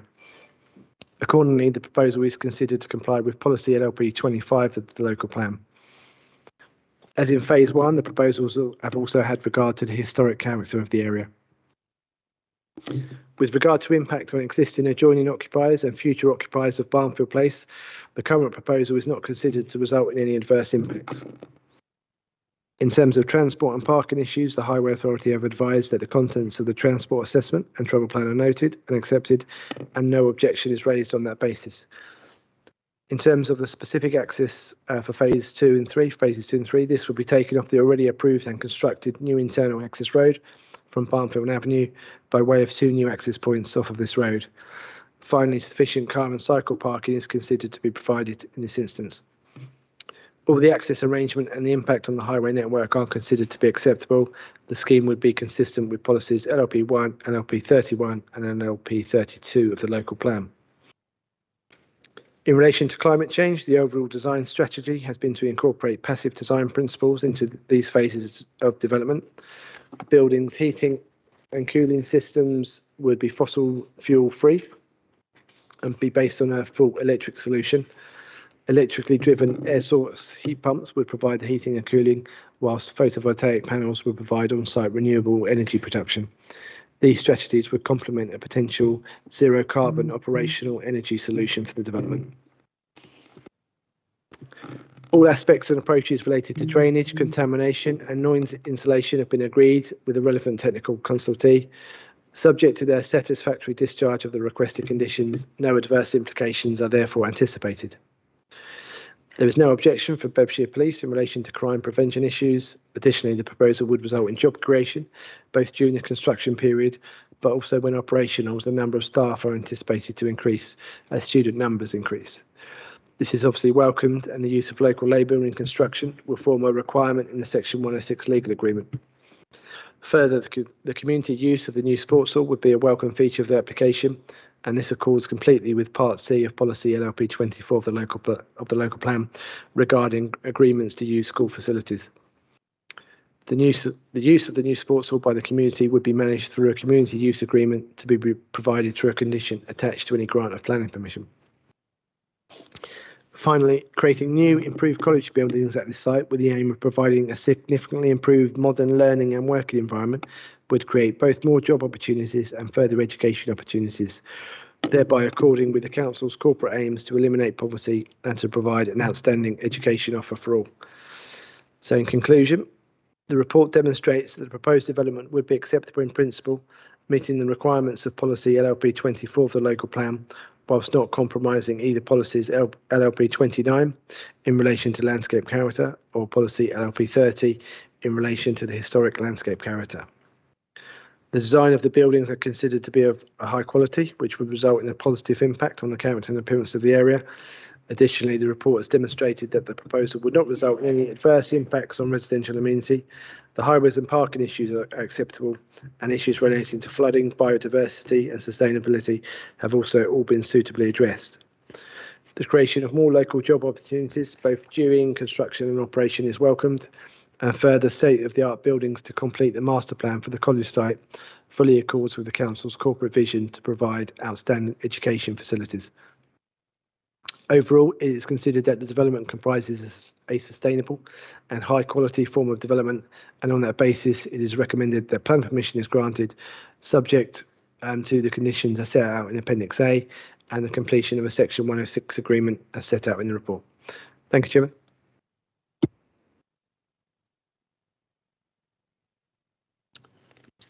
Thanks, Clive. Jill Morgan. Same rules as before. 5 minutes, up to 5 minutes. Thank you, Chair. Good evening, Chair, members, once again. As principal of the college, I can confirm that the existing construction engineering facilities at our Enterprise Way site are in need of upgrade, and they're also in need of modernisation to deliver the skills that employers are seeking now and in the future. This new building, phases 2 and 3, requires £45 million worth investment. Of that, around £32 million will be dispensed on the construction and engineering centre. These new facilities will provide state-of-the-art facilities and the modern skills that local businesses and local people require to access jobs and high-value jobs. This building, the engineering building, will be a beacon of aspiration for local people and adults, and will engage them in the type of education and training they need to improve their life chances. The phase 3 building, the sports facilities, coupled with the playing fields at the site, will provide a community asset, important recreation facilities for local people to use, and also important training and education facilities and opportunities for our young people accessing the college. These facilities will make a direct impact on Luton's long-term prosperity and productivity. Thank you. Thank you very much. Any questions to the applicant's agent? No. Thank you very much. Questions to the planning officer? Lee Bridgen. Thanks, Chair. My question is just about the access to the site. So, am I right? There's only one site of access via Barnfield Avenue, or are there other access routes? I'm trying to make out from the diagram, but I can't quite see. Yeah, we'll put the drawing back up, Johnny, if that's okay. There is only one access point off Barnfield Avenue itself. That's already been agreed and built as part of the earlier phase 1 permission and the permission granted for the residential development. So in terms of this development, it would just take 2 access points off that already approved road. Okay, thank you. So that one access point covers the new development to Barnfield plus all of the residential, or is there another access to the residential area as well? Sorry. No, through you, it's not part of this application, but there is it's just one road off of Barnfield Avenue that takes you down to the residential area as well. Okay, thank you. Any further questions? Any comments? Councillor Stein. Yeah, in light of what's already been developed, which is quite attractive, and I pass the building most days, and I think this will enhance even better. And there is a need for that, because we do want not only skills but sports facilities, which is fit for the purpose of today. And I think it will create a magnificent facility where children can have a public transport access from all parts of the town. So I strongly support that. Masood. Yeah, thank you, Chair. Just I have only one concern is about the playground. There is no floodlights if there's somebody using the night time, so obviously they should have to use this. That's all. Thank you. Floodlights on there.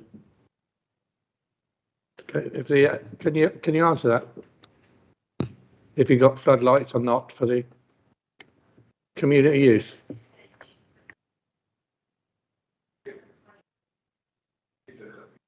Yeah, not at this stage, but it doesn't say. Yeah, okay. Councillor Kershid. Thank you, Chair. I live in that area. I strongly support that application, and it really enhanced the environment and the look as well, so which is very good. Thank you. It's something you'll see every day. Yes, that's right. That's correct. Okay. No further comments, then I'll move the recommendations of approval. I'll move approval. Is that seconded? Go to the vote now. Okay, Chair. Starting with Councillor Adbley, 4, Councillor R. Ahmed, Councillor Bridgen, Abstain.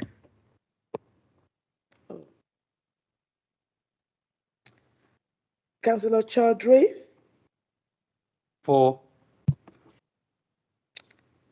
Councillor M. Hussein, 4, Councillor Khurshid, 4, Councillor Masood, 4, Councillor Taylor, 4. that's 7, Chair. And that's carried. So planning permission has been granted, subject to conditions.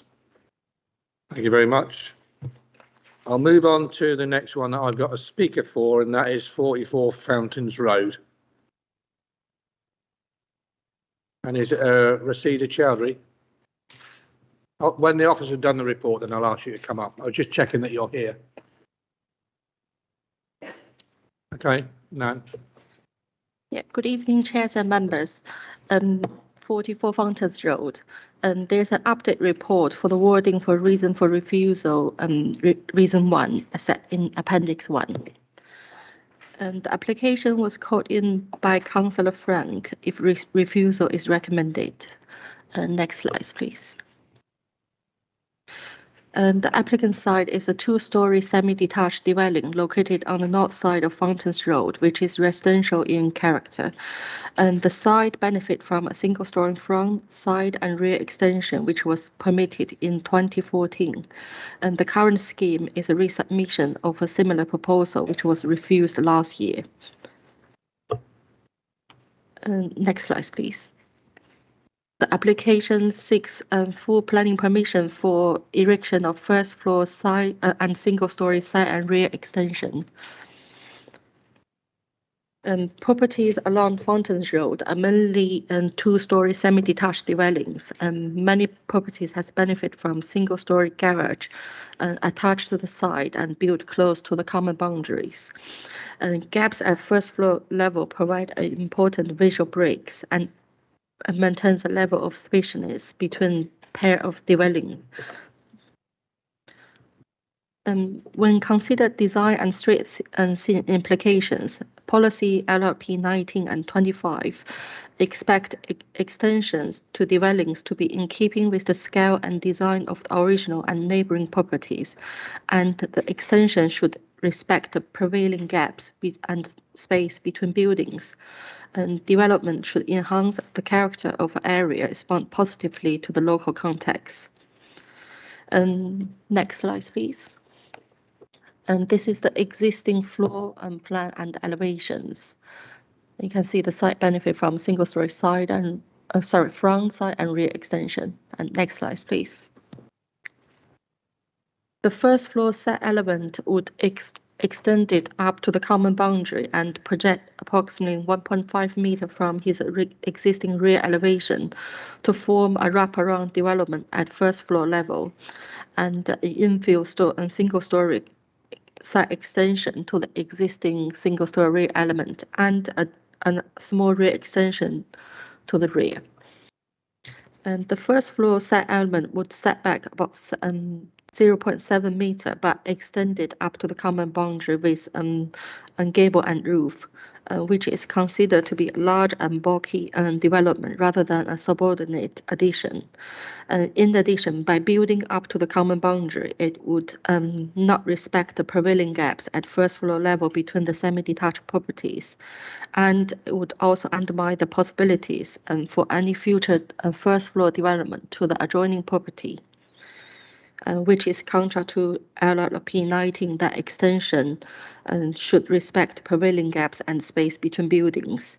And there's no major issue raised with the single-story infill development. However, the small single-story rear element to the rear would be at odd and general design of the character and existing and surrounding dwellings. Overall, consider the development as a whole, and it is considered the proposal would represent an incongruous form of development that fails to respect the scale and character of the principal dwelling and significantly reduce the spaciousness and openness between the pair of semis and to the and detriment to the appearance of the site and visual amenities of the surrounding areas, and counter to the national planning policy framework and objectives of policy LRP 1, LRP 19 and 25 of Luton local plan. Moving to the adjoining and implication to the adjoining occupiers, and the application was notified to 8 adjoining properties, and to date we have received 1 objection, 1 support, and 1 anonymous contributor. Next slide, please. Yeah, owing to the design and location of the development, the only property that would be materially implicated is would be number 46 Fountains Road, which is a semi-detached property located to the west of applicant site. Representation letters has been received from the occupier of this property, raising concerns regarding of loss of light, loss of outlook, and visual intrusion of the proposed development, and the occupier also considered that a 50 centimeter gap from the boundary should be retained at first floor level. LRP 19 highlights that proposed extension should not adversely affect the amenity of nearby occupier in respect of visual intrusion, loss of light, loss of privacy, and overlooking, particularly where there is a habitable room such as a bedroom, kitchen, living room, and patio sitting area. Number 46 Fountains Road benefit from an attached garage located adjacent to the common boundary, but has no development to his side and rear. And there's a kitchen, and there's a window serves kitchen and the landing, and another window serve landing window located on the facing flank elevation. And due to the siting, orientation, and layout, then this kitchen doesn't benefit from much direct sunlight, except in the morning from the east. And the existing view from the kitchen is limited. And there is another tiny window which you can see from the photo and located on the rear elevation facing north. However, the window located on the flank elevation is the main source of light and views to the kitchen. And the development would extend it up to the common boundary and extend beyond the existing rear elevation by a further 1.5 meter in depth. And the distance between the facing flank elevations will be reduced to approximately 2.5 meter. And the view of the kitchen will be limited more due to the proposed first floor rear projection and the proposed flank wall built adjacent to the common boundary. LRP 19 has considered kitchen as a habitable room.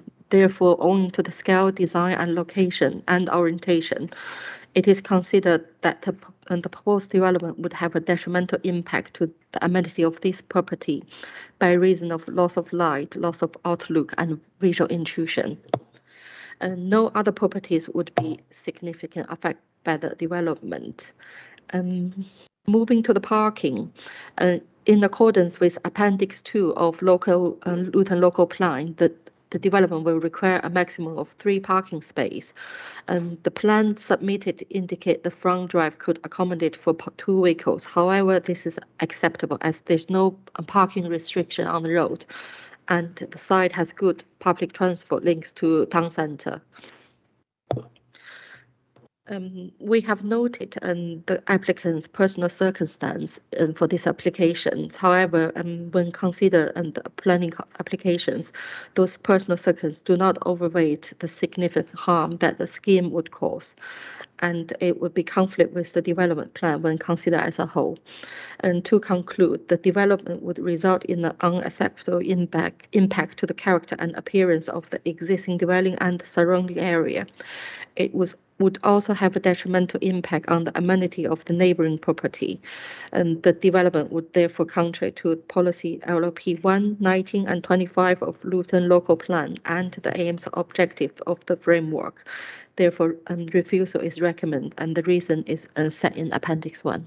Thanks, Chair. Thank you, Nan. Now, Rasida Chowdhury, if you want to come forward.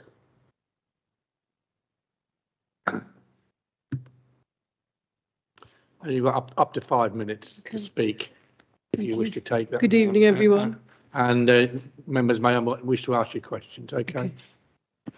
I am here today to provide you with information about why we need this extension and how this would impact our son, Talha, to improve his quality of life. This extension is purely for the purpose of Talha. Talha is 16 years old and was diagnosed with autistic spectrum disorder at the age of 2.5. Talha has significant difficulties and complex needs. Talha is non-verbal with a lifelong learning impairment as well as having challenging behavior. In 2014, we purchased this house as it came with a garage and a potential to extend. In our initial extension, due to financial constraints, we were unable to build on top of the garage, but we put in the foundations for a first floor extension. We were aware that we would need to build over the garage as soon as possible, as Talha and my eldest son were sharing a room which was posing daily difficulties due to Talha's needs. Our application has been with the planning department since February 2021. I feel the needs of our complex special needs son has been overlooked. During this time, we are struggling to provide suitable sleeping arrangements for Talha. As each day passes, it is becoming increasingly difficult. Our garage is 2 meters wide, which is just about enough for a 3/4 bed, which Talha currently has due to his height and big build. If we are not granted the full width of space, the purpose of a bedroom for Talha will not fulfill his needs. Talha is doubly incontinent and needs changing day and night. Talha also suffers with severe asthma and often flares up, which requires me to sleep near him for safety purposes. The current planning application will allow me to sleep on the floor and accommodate his continence and medical supplies. We have considered the idea of a loft, however, this is not possible based on safety.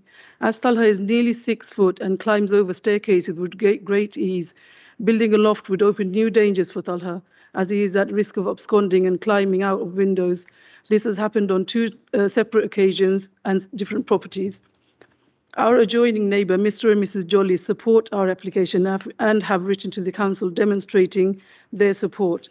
Our property is adjoined to number 42 and not number 46, as suggested on the paperwork by the planning officer. We have offered to pay for a window, which Mr. and Mrs. Afzal claim will block their light, to be moved to a different wall, which will enhance the light going into their property. Even after the extension, there will be about 3 meters of space between my house and number 46. Currently, we have 1 bathroom upstairs, which is shared by 6 of us and poses great difficulty when it comes to meeting Talha's toileting needs. On a day-to-day basis, Talha leaks through his nappy and often smears feces if he is not changed immediately. This is why a wet room next to Talha's bedroom is absolutely necessary.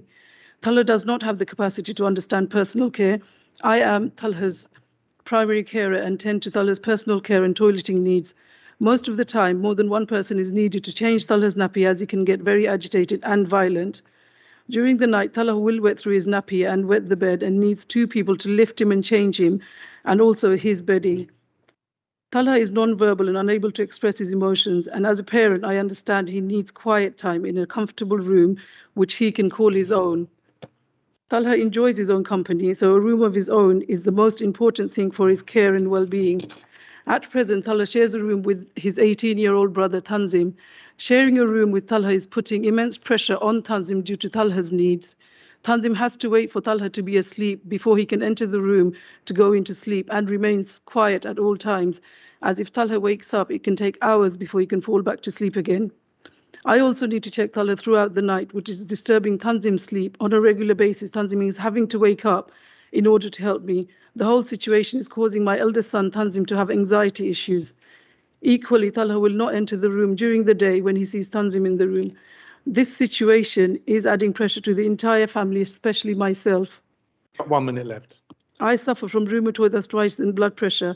My arthritis poses issues with my mobility, but I manage, and I will do whatever it takes to take care of my son for as long as I can. We want to keep Talha within our family home for as long as possible, but we also need to make sure his needs are met. We are hoping to future-proof our house so that Talha can remain with us, as we consider this to be his forever home. Our current situation is not manageable long-term without the necessary extension. I strongly believe this extension will not affect the character of the neighbouring area. There are substantial properties in the area which have similar or identical extensions. I believe I have followed the current guidelines and request you all to consider the needs of Talha, our family, and ensure all safeguarding concerns have been considered before you make your decision. I would be happy to answer any questions. Thank you.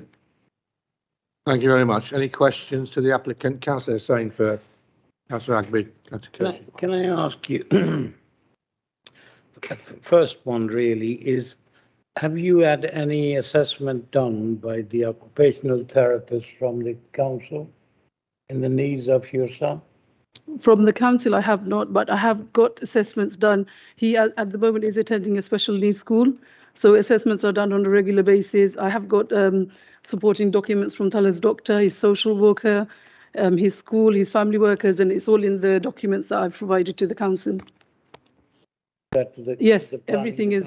Yes, I have it, and I have it also here if anybody wishes to have a look. I read that in there. The second part of it, in light of the urgent need of your son, you said the application had been there since February 21? 2021, that's right.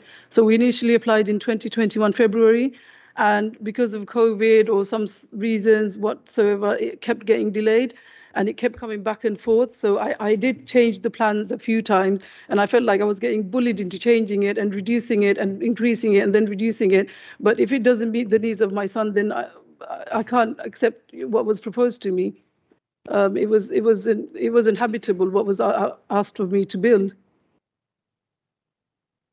It says in this report at the earlier stage that Councillor Frank has asked this to go to the committee. Did you ask them? I was in distress. I didn't know where to turn to. I thought I'm going to get some advice from whoever can advise me. So I did call Councillor Frank, and he did suggest that he cannot help me in any other ways, but suggest that it goes to committee. That's the only brief conversation that we had. Okay, that's at the beginning of the report. Yeah. Thank you. Councillor Khurshid. Thank you, Chair. My question was very much similar to Councillor Hassan, and knowing the situation, and I strongly consider the application. Thank you. Councillor Agby. Similar vein to what my other colleagues have said. For me, in terms of having to work with the planning department, have you had opportunity to work with the planning department so that this can be granted? I think from what you've just said, for me, that's really touching. It may not be part of the consideration, but we are humans here. And the needs, I think the default position should be to grant, do anything possible. So my question, I think, to you is, why have we found ourselves in this? I know you've said something about being bullied into all this. I would have questions for officers, but to me, I think the default position in everybody's situation like this is for the council to help to accommodate. So I'm not sure what's gone wrong, but I'll leave it at that. Thank you. Thank you.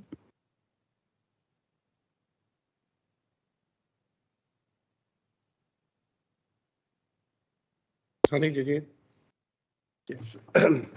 Thank you, Chair. Yes, of course, when we're, as officers, dealing with planning applications, we have to deal with very emotive subjects, and applicants always make very emotive cases, and we're human as well, and we have every sympathy. But we have to, our job is to protect the integrity of the planning system. That's what the council's employed us to do. And the planning system cannot take into account personal circumstances when considering a planning application. We have to consider our adopted policies, and our adopted policies do not allow for individual circumstances to affect whether we grant permission or not. It's purely on established principles such as loss of light, loss of views. You've seen the slide where clearly this development will have an impact on the neighbour. And we haven't heard the neighbour today, but I'm sure it's not only this decision that members will have to take into account, it's future decisions. So if we completely undermine the adopted policies by taking into account personal circumstances, we'll have to do that for every application. And that, unfortunately, does, in my opinion, undermine the integrity of the planning system, previous decisions we've made, and future decisions we can make. And so members do have a difficult decision. Certainly, you do have that, but you also have a responsibility to uphold the integrity of the planning process. And of course, we've heard just now how the personal circumstances is affecting the applicant, their family, but we don't know whether that's the only solution to this particular issue, whether it's, build this extension or not. There are possibly other solutions. For instance, from what we heard, we know that two of the siblings share the same room. One has disabilities, the other sibling doesn't. And we've also heard that an option that was looked at was a dormer extension in the roof. And that was discounted on the basis that the disabled child might climb out of the dormer window and endanger themselves. What hasn't been looked at is whether the sibling that isn't disabled could stay in the dormer extension.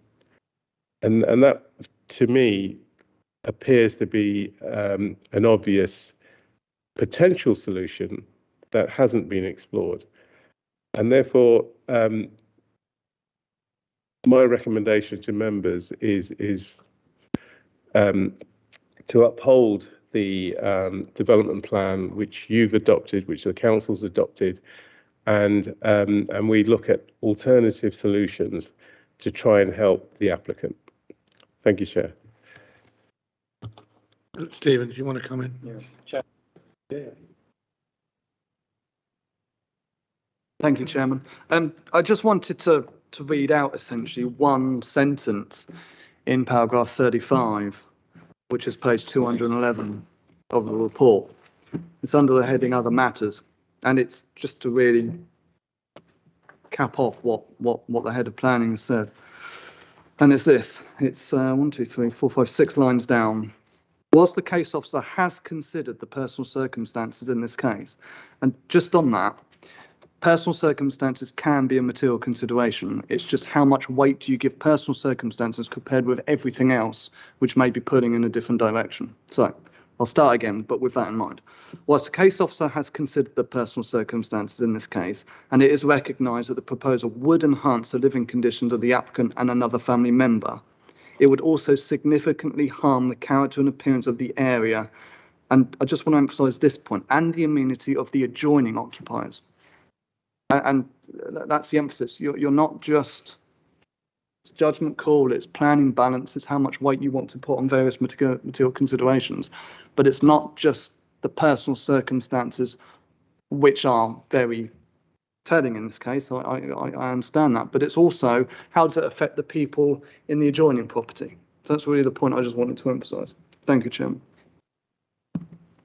Yeah, and I just see on page 204 as well, on para 5, no pre-application advice was sought prior to the submission of the current scheme, nor the previous refused scheme. And there were discrepancies between the original submitted floor plan and elevation. Amended plans were requested for correction, and no other amended plans were sought. David. Thank you, and thank you, Stephen, for your advice.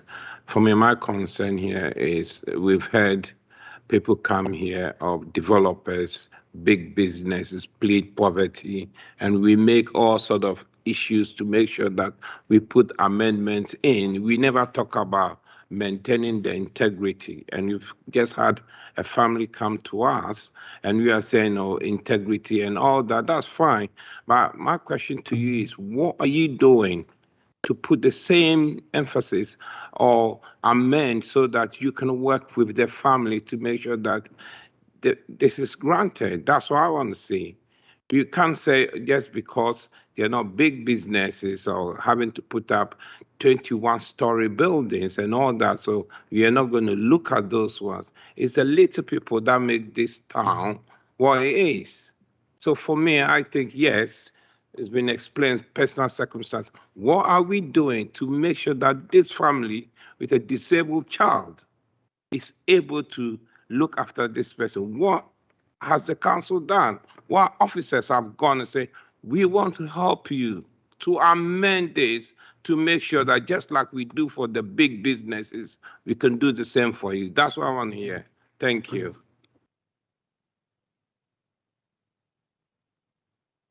Justice Masood was next. Yeah, thank you, Chair. My question to officer, did we have any objection from adjoining properties? Yes, we have received a few representations from the same occupier object to the development. And for this application, because it's a resubmission scheme, and for the first application which we received last year, we have sought for amendment plan, and we have discussed with the applicant and the agent to reduce the scale. And then we would advise, because on the previous scheme, if we after one amendment scheme, we still advise a further slightly reduction on the plan, which we asking the first floor to be set in from the boundary for 50 centimeters.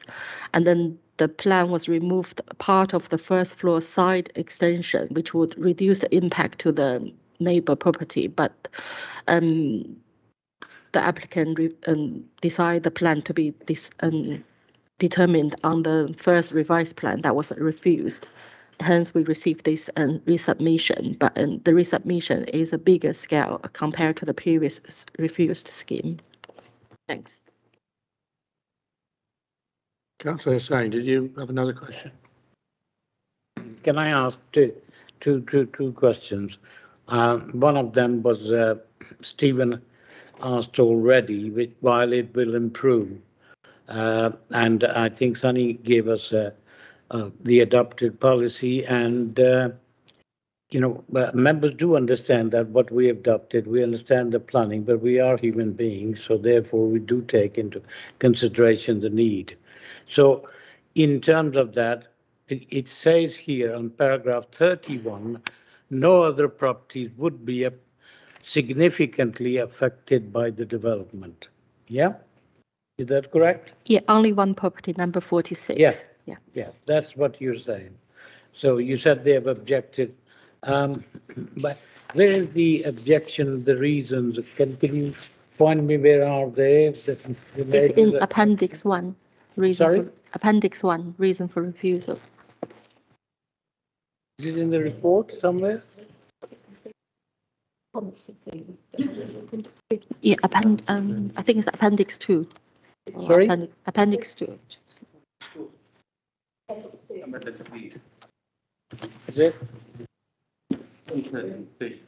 And the comment is published on the public access. And in the report is a summary of the reason. Right, overshadowing landing. Yeah. No, those were the ones I probably missed anyhow. Yeah. Yeah. So I think that those were the questions, but I wouldn't make a comment afterwards. Yeah.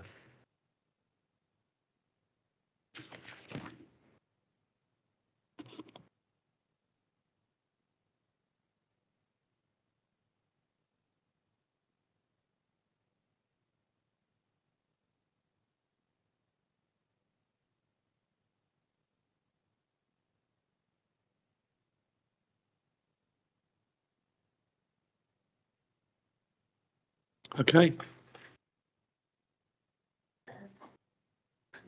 when I do the site visit for this application, I went to the neighbor's property again, and then because we received an anonymous comment, which was suggest, like the applicant mentioned, and the applicant could replace the window for a number 46, and then they would be resolve the situation. And when I went on the site, I did mention to the occupier of number 46. However, if you look at, Johnny, can you present the photo? Because the property of number 46 has a rear projection, which I think serves as storage. That's why they have a very tiny window to the rear elevation. So it's not really practical for to replace a window, because it needs sort of building work. If you can, do we have another one? Next slide. So I didn't put that one because they got a single story rear projection, which serves as storage, which is next to the tiny window. So replacing a window is not a straightforward building work. Thanks.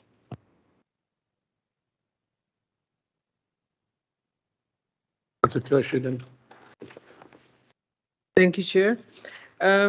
Honestly speaking, I beg to differ with my officers on this occasion, because purely on the basis that we make policies for our community, and listening what they've been experiencing. So I feel that you sometimes you should look on the compassion grounds as well, so rather than on the strict rules. Thank you. Thanks, Chair. The applicant mentioned that there have been similar extensions approved elsewhere. I'd just like to ask the officer about that, and whether other precedents, if you like, have been considered. There may be some properties within the street being extended up to the boundary. However, they were approved under the old policy. Because I did check the planning histories on the road. None of the property has been permitted since we adopted the latest policy.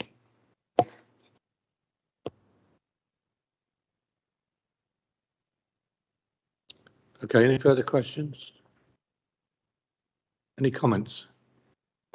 Councillor Hussain and Councillor Chair. Yeah, in light of, hearing the applicants, I think every member has a huge sympathy for the applicant and the circumstances that they are living under.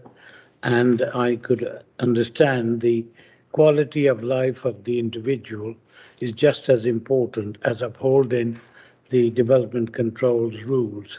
So, as I said before, as being a human, I think we do take into, and this council have a statutory duty to look at the needs of the individual as well, be that may children or adults.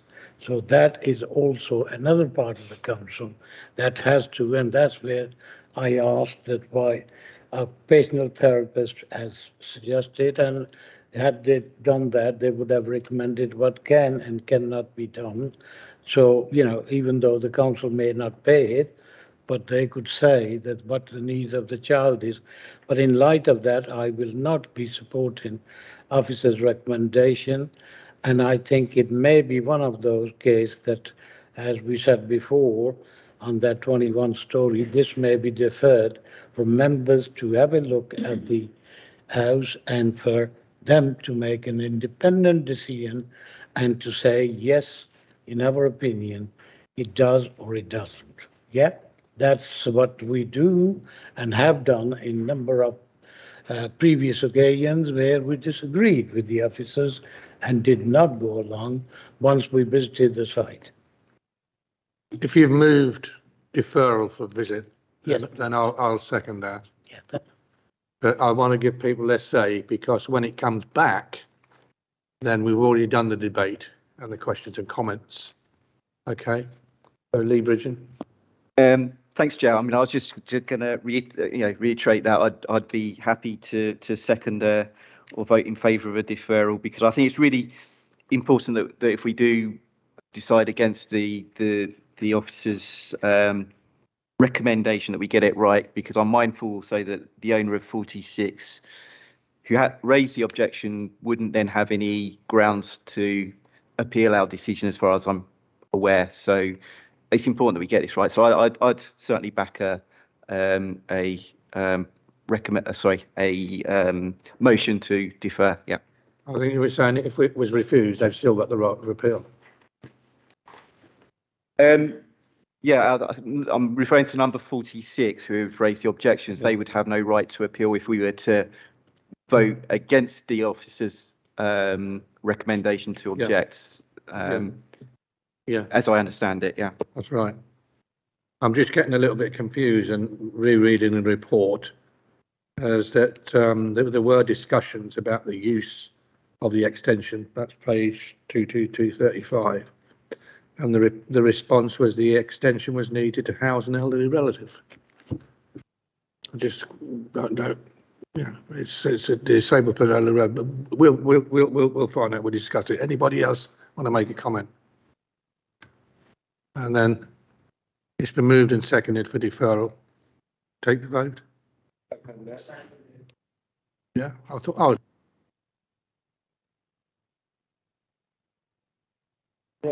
Yeah, Emily said moved it and then you seconded it. Yeah.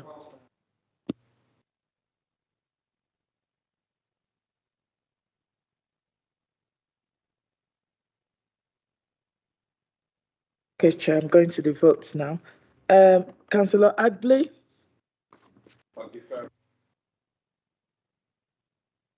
For. Councillor R. Ahmed? For. Councillor Bridgen? For.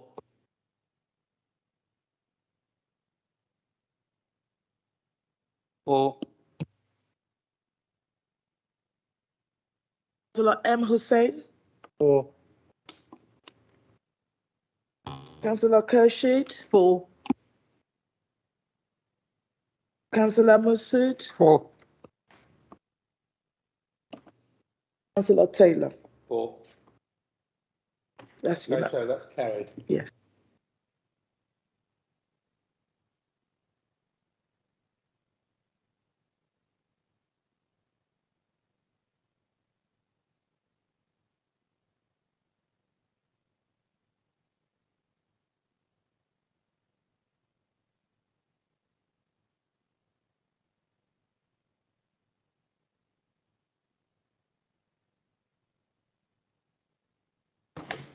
Good evening, Chair and members.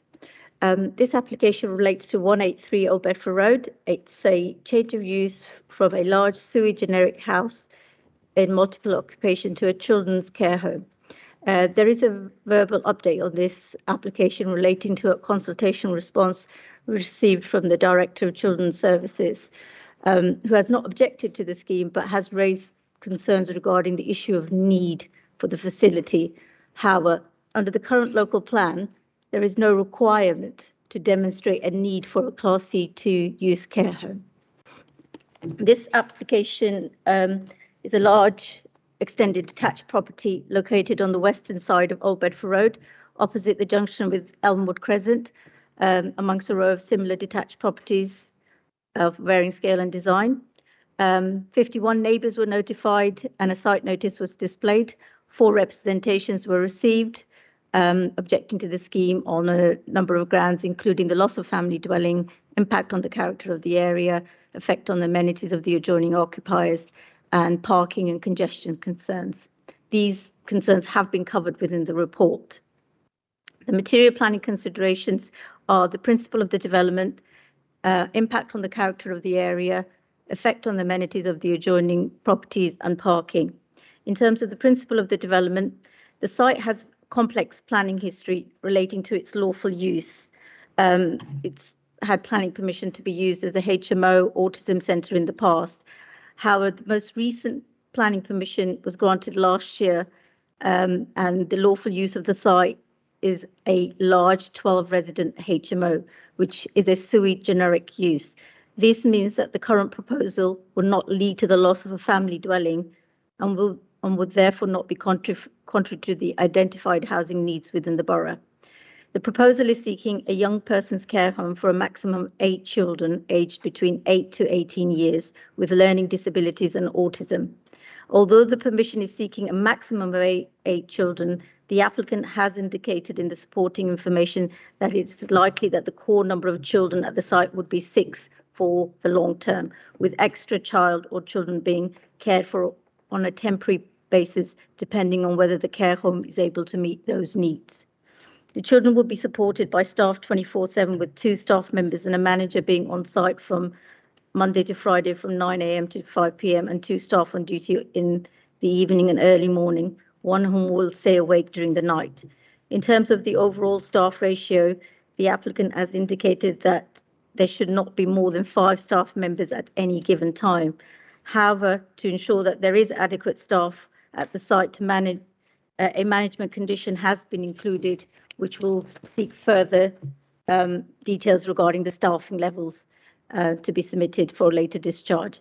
In terms of other professionals visiting the site and family, as set out in the report, this would be limited. Whilst the proposal would represent a change of use of the building, the proposed C2 care home use would operate in a similar manner to a residential accommodation in terms of its comings and goings, with the role of the staff members being similar to parents as they would mentor and guide the children. As a result, it is considered that the principle of the development is acceptable. In terms of the impact of the development on the character and appearance of the area, the proposal is seeking no external or internal alterations to the building, which means that there would be no impact on the appearance of the street scene or the visual amenity of the area. With respect to the impact on the character of the area, as stated previously, the proposed C2 use would be similar in terms of its comings, goings, than as an existing residential property. Furthermore, it would have a less of an impact than the existing HMO use, which can have up to 12 residents living in it. And therefore, it's not anticipated that the development would have an adverse effect on the character of the area. In relation to the impact on the amenities of the adjoining occupiers, as discussed in paragraph 28 of the report, having regard to the level of activity that would be associated with the care home, with the children being mainly at school during the school times, Monday to Fridays, it's likely that there would be less comings and goings than those associated with the existing HMO. And therefore, again, it's not considered that the development would have a significant or material harm on the amenities of the adjoining occupiers in terms of noise and disturbance. In the absence of any alterations, there would be no visual impact on the amenities of the adjoining occupiers. Finally, on the issue of parking, on the basis of the submitted information, there would be 8 parking spaces, including the existing double garage and 6 cycle spaces for staff and any visitors. As set out in the report, paragraph 34, although there are no specific adopted parking standards for care homes, there is an adopted parking standard for a nursing home, which is a similar type of use that requires only 4 spaces to be provided for 7 to 10 residents. This means that the proposed level of parking indicated is double the amount that would be required, meaning that the proposal is unlikely to lead to any significant increase in parking and congestion in the road, which is a concern that has been raised by a number of residents. Furthermore, the Highway Authority have raised no objection to the scheme on highway and parking grounds. To conclude, for the reasons set out in the report, the proposal is considered to be acceptable in terms of its principal impact on the character of the area, amenities of adjoining occupiers and the parking, and therefore it is recommended for approval on the basis of the conditions, recommended for conditional approval. Thank you, Chair. Any questions? Comments? Councillor Hussain? Yeah, I think in terms of, in light of what we just did a few minutes ago, I strongly support this application because with these children with their complex needs, some of those children that I know of, we're putting them all the way to Hull, Doncaster, and the families are traveling. And not only that it is the inconvenience, but also this local authority has to pay the bill. And that is one council, sort of has an impact. But to me, if they're closer to home, they're Lutonians, and as such, they are to be resident of Luton. They should be residing closer to their loved ones rather than sending them 180 miles or 200 miles. So I strongly support that. Yeah, and I think the fact that it was a HMO, it's much more acceptable use this time with less residents and less traffic. Any further comments? Yeah, Kashif. Yeah, thank you, Chair. For the similar reason Mr. Councillor Hussain said, I strongly support this application and I accept the recommendation of officers to approve it. Thank you. Then we'll go straight to the vote then. It's recommended for approval. I'll move approval with the conditions. Seconded.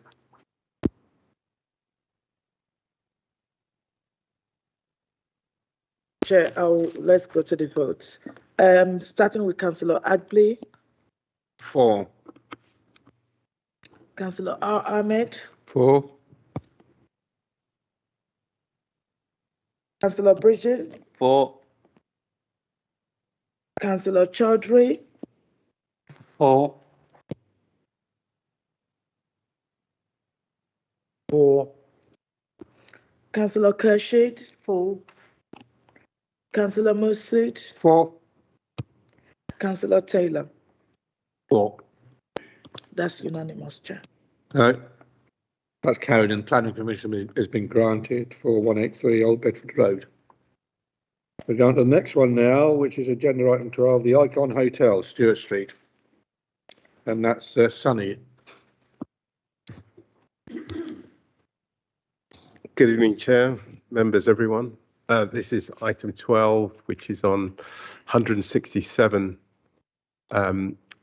of the agenda, page 167. Before I get into the main part of the presentation, there is a verbal update on this item. I'll start with an error that's just been noticed. The slide before you has the correct reference number, application reference number, but the report has the application reference number in error. So it should be 22/00170/FUL. Secondly, Luton bid, who originally objected on the application, have now withdrawn their objection. Thirdly, there is a confirmation that the construction jobs that may arise if permission is granted will be included in the local labour clause in the legal agreement. And lastly, the applicants have also agreed to marketing the units, dwellings, if permission is granted, as being car free. So any future occupier or owner of any of the flats will be aware that there will be no car parking associated with this scheme. Thank you. If we have the first slide. Right, so this is the site. Members will be familiar with it, I'm sure. It's an existing hotel, 60-bedroom hotel. It's on the southwest side of Stewart Street, and it bounds Hastings Street as well. If we go to the next slide. So the proposals before you is to erect an 18-storey building as the tower and a 4-storey tail. This will comprise 102 flats. The dwelling mix is 21 3-beds, 57 2-beds, and 24 1-bed units. There will be 6 commercial units on the ground floor. The slide shows that the roof, this is a roof plan, it will be a green roof, and you can just see where the spires is to the west of the site. That's relevant later on. If we go to the next slide. So this is the ground floor plan, which shows the 6 commercial units. It shows where the ground floor activity will be. You'll notice there is no car parking spaces. There will be cycle parking spaces. And the main entrance into the residential part of the site will be from Stewart Street. Next slide. So there's this slide and the next few slides are taking members up on a journey through the development as it gets higher. So if you carry on, Johnny, with the floor plans. And the next slide.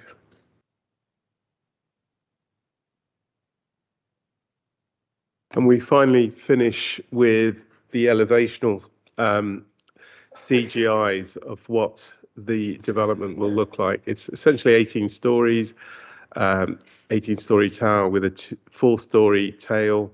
The construction will be glass and steel. The exact materials will be reserved by condition. The key issues, so loss of hotel use. There seems to be a re-emerging need for hotel accommodation in the town, but this is mainly associated with the airport use. What's more important for the council and recognised in the development plan is the need for homes, particularly family-sized homes. So in that respect, the principle of loss of hotel and mixed-use residential-led redevelopment of the site is fully supported in our local plan. Design, this site lends itself to a landmark building. It's on the edge of the town centre, so it's not quite within the area of the master plan. It's a very contemporary appearance. It will be a striking development which should say quite a lot about our town. It'll be very prominent, and it's important to get the exact details, external materials correct, and officers are very keen to ensure that happens. This scheme went through the design review panel's involvement at early stages, and they were supportive of the direction of travel the design went in the end. I mentioned the spires. So this is a listed building. It's within relative proximity of this site. We've assessed whether there is harm to the spires as a result of this development, and the assessment concluded that the harm would be less than harmful. So in that sense, in terms of heritage impacts, it was considered acceptable. Fire safety, I'm sure members, hearing members this evening, that this is quite clearly something you're concerned about. The Health and Safety Executive have reviewed the application. They're very happy with the details. They're happy with the single core at the highest point in the building. The beds, fire and rescue are also not objecting to the scheme. In terms of the final key issue, no parking, yes, the scheme doesn't have any parking. There will be a legal agreement which restricts future occupiers from obtaining parking permits. The area around there is restricted in terms of it having waiting restrictions and being residential parking zones. Future occupiers will be aware before they either occupy the property or buy the properties that there will be no parking and they will not be able to get a parking permit. We think this is the right solution for this site in terms of how the council has positioned itself in terms of sustainability, zero carbon targets, and also reducing air quality, or sorry, improving air quality. So for all those reasons, and the council's highway officer is also supportive of this scheme having no parking. In consultation, we consulted 68 neighbours, 9 objected. The report sets out how we've dealt with those objections. Finally, in conclusion, this is considered to be an acceptable scheme. It is quite striking in terms of height and appearance, but we think this site lends itself to this kind of development. Officers are very keen to work on ensuring the end quality is of a suitable standard for Luton. It provides additional family homes, which are much needed. It provides homes which are much needed. And therefore, on that basis, we've recommended conditional approval on this application. Thank you. Thanks, any questions? Councillor Zain. And Can I ask you in terms of 106 contribution, you've got lots of sums here. Which one are they contributing, or are they contributing absolutely nothing? Sorry, Councillor, could you repeat all the these question? figures on pages 187, there's a figure of 1,723,000, then there's a 2,289,000. What are they contributing? Anything or zero, nilch? Right. So the report does set out in. Let me find this section.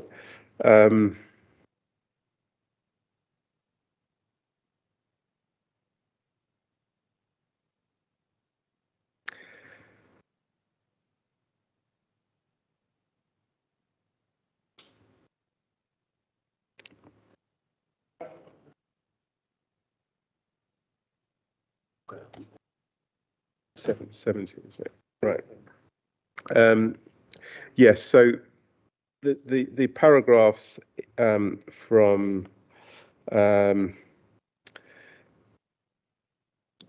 68 onwards sets out the various 106 requirements that arise from this development, and it may come across as confusing because there's different figures that have been dropped in, but it's just to provide members an understanding of what potentially this scheme could deliver.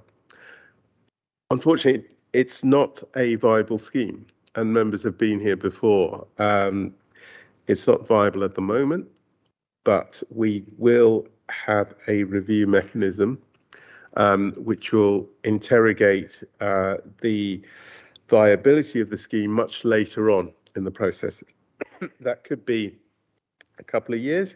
It could be once they've started. Now, with viability, and some members have had the training, there's a lot of guesswork because we don't know at this moment in time what the values are, what the costs might be. It's based on market evidence at this moment in time.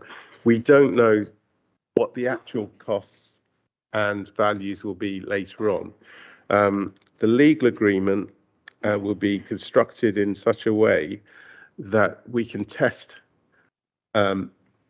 those variables later on in the process. And if there is sufficient funds available, we will claw back those funds for the benefit of the council. Now,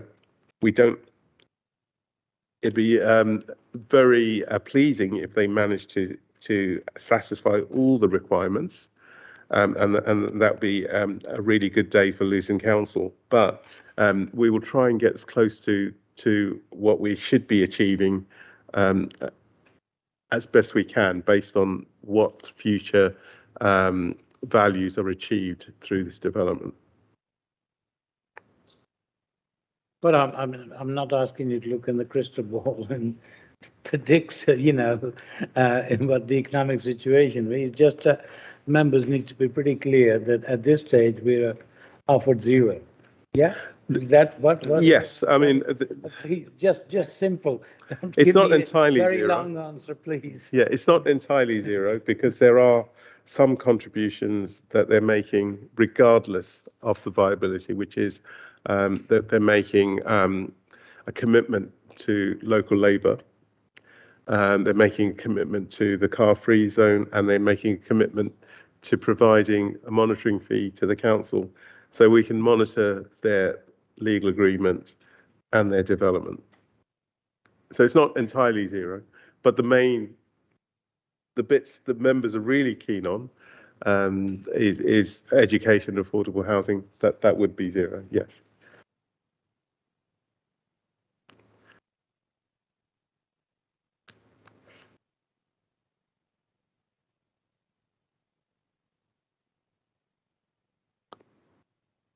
Okay.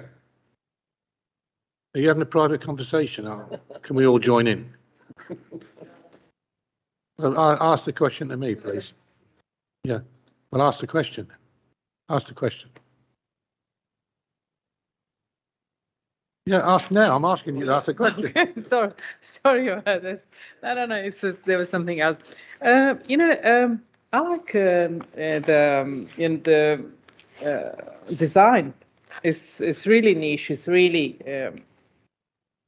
really good. But you know, they said that there will be parking. Will be.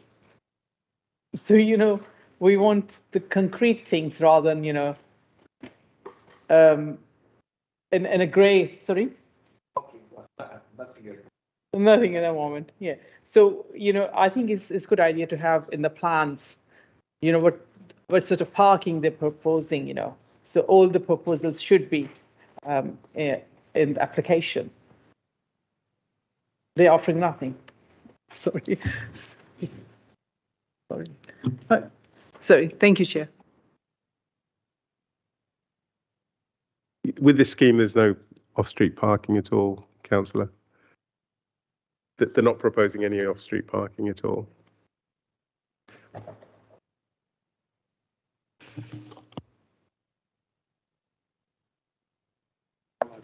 There's quite a huge car park right next door, and if they want to have a car at this development, then they can pay for a weekly ticket in the car park. Simple as that.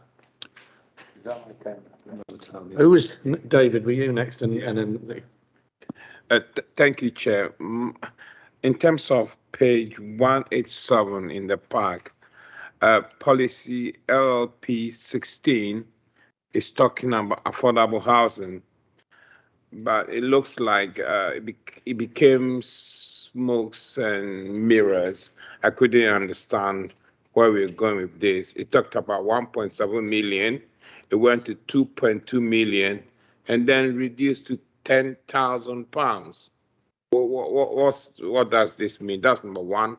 Question two, in terms of safety, it does talk about, I think the fire service it's not objecting to are they supporting? What's the difference between supporting and not objecting?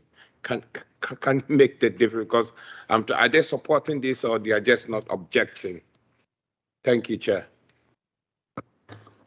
Thank you, Councillor. Through you, Chair. The question around affordable housing, Councillor Kusha asked that question, but I'm happy to repeat it. I think paragraph 68 onwards is trying to be helpful, and I apologise if it does come across slightly confusing, but it's just taking members through the different requirements in terms of the affordable housing contributions, what would be needed on site, if on-site provision isn't an option, what they would have to contribute off-site so it's a commuted payment to the council. And finally, the overall contribution, which includes not just the off-site affordable housing, but also the education contribution. So I apologise if that does come across slightly confusing. We'll try and for future reports, we'll try and make that a little bit clearer. In terms of supporting and objecting, in terms of consultation responses, you're right, it's nuanced differently. So if a consultee supports the application, that they're very that's a positive. If they are not objecting, it's not so much of a positive. From our point of view, as officers who are tasked with assessing these proposals, the key we're looking for is objection. So if our technical consultees object, then that is a red flag. So we have to deal with that. Now, whether they support or not object means that it's not a red flag. It's actually something that we've consulted our technical consultees and they haven't raised an objection. So whilst there are differences between supporting and not objecting, from a planning officer's assessment point of view, we're just looking for those red flags, and the fact that they haven't objected is actually very critical to our assessment. So in terms of what we just said, in terms of going to fire service, how do we, is it through a questionnaire? In the future, as we know, Grenfell is taught us that we have to be careful when it comes to all these tall buildings. Are you going to pose the question as to whether they do support in the questionnaire, if that's what you do, or whatever the assessment is? How does that come about? And I think we need to be clear in doing this to say, do you support this?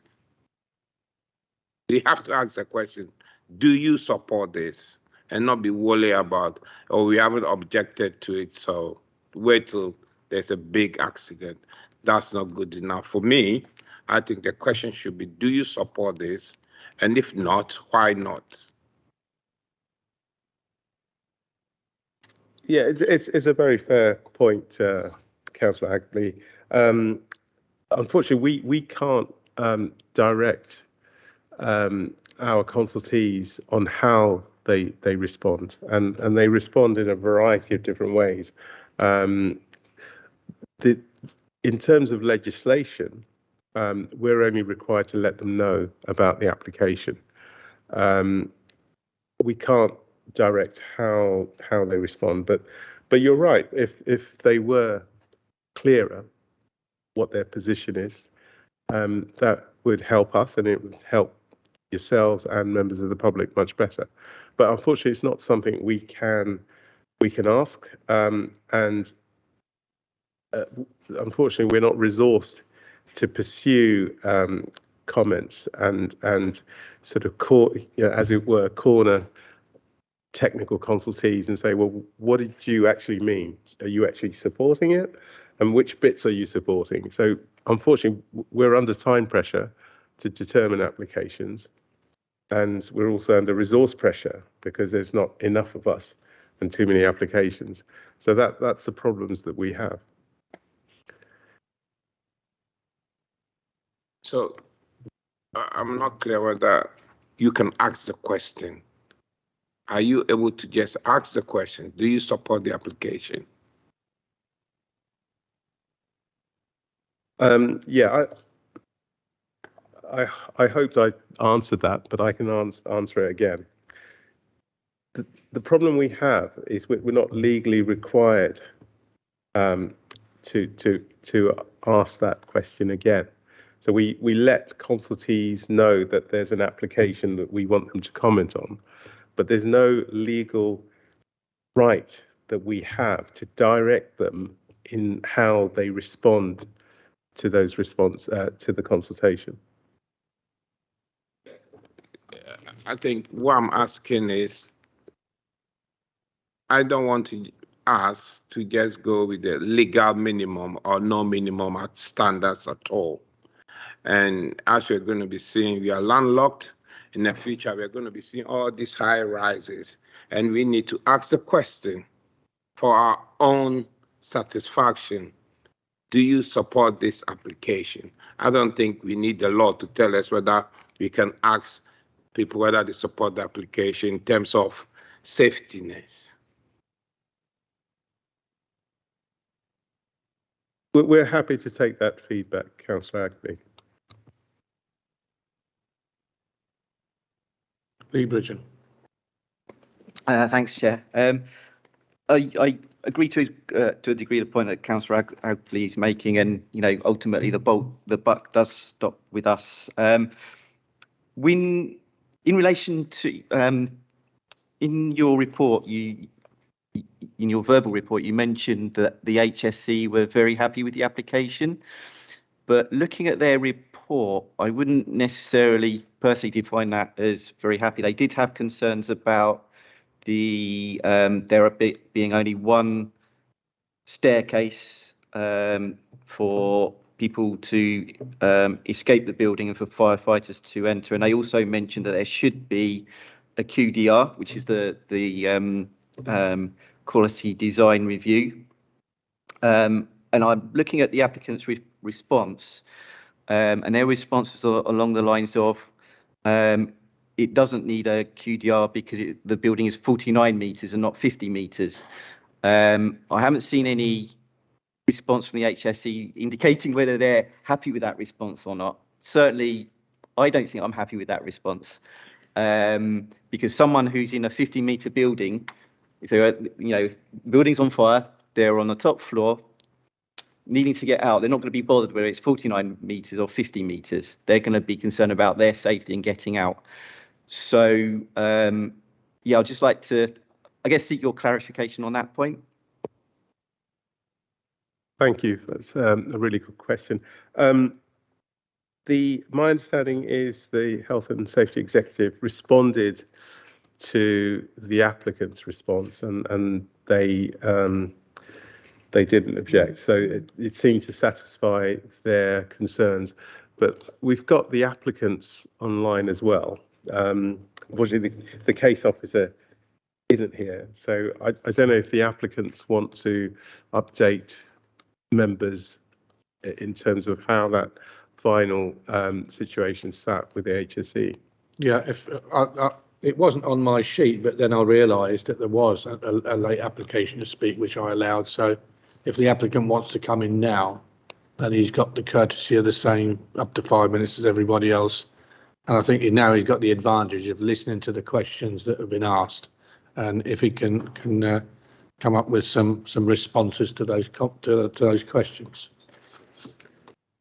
Scott, are you there? No, you just got what? You got bored and left.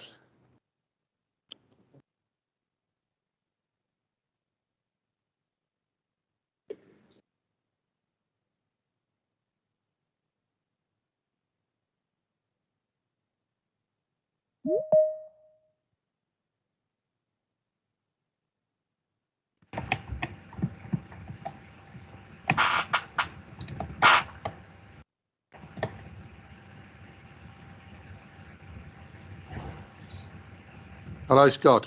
Hello, hello. Did you hear Did you hear the debate that was going on and the questions? I certainly did. Yeah. When I tried to join, it cut me off. So I really apologise. So if you want to kind of respond to some of those questions that have been raised, further information. Yeah. So in within the 5 in minutes. terms of the fire safety issues that the HSE had raised, one of the main items that we saw actually was the design around the fire shaft.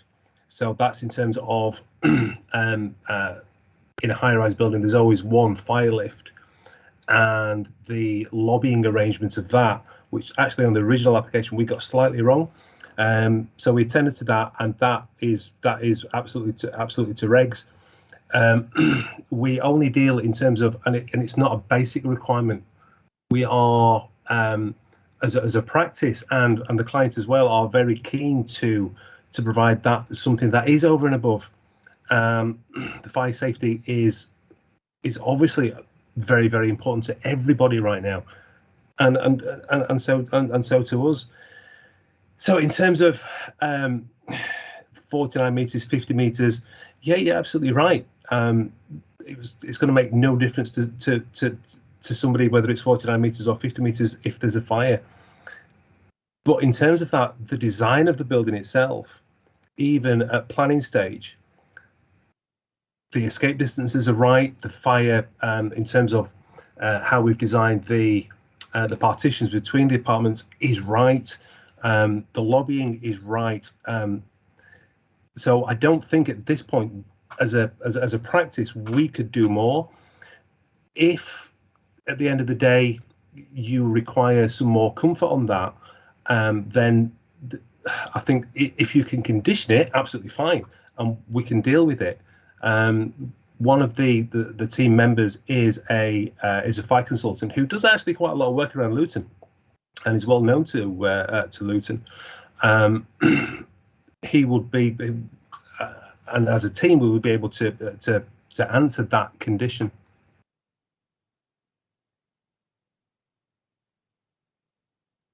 Anything else? No? Yeah. Okay. Any further questions from members? Any comments? Questions to speak or not? I'm going to ask if they've got any questions off the speak.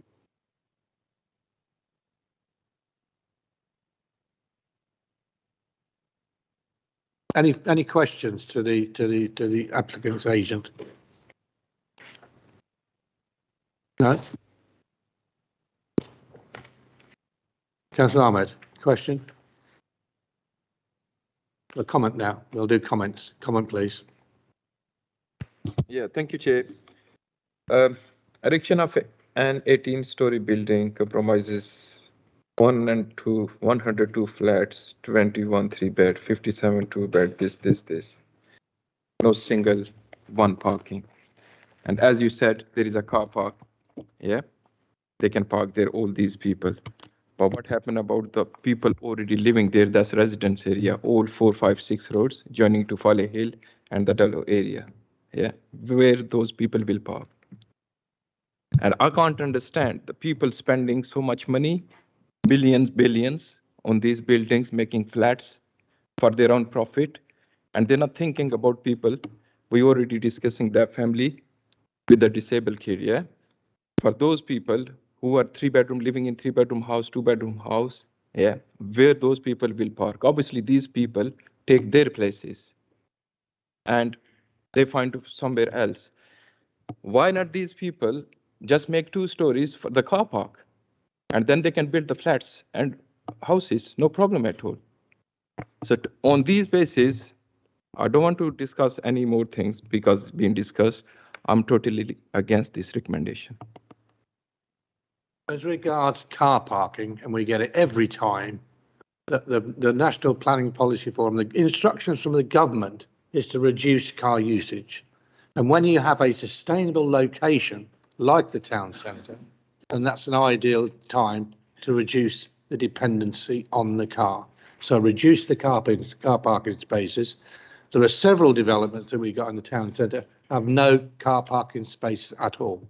That had no impact whatsoever on occupancy. We've just got to be moving in the right direction as regards car parking. Outside of town, that's fine. We've got a policy for houses and other developments that has a provision for car parking spaces. But when you come to the town centre, it's a sustainable location that reduces the dependency on the car. And that's what we're following is the guidelines.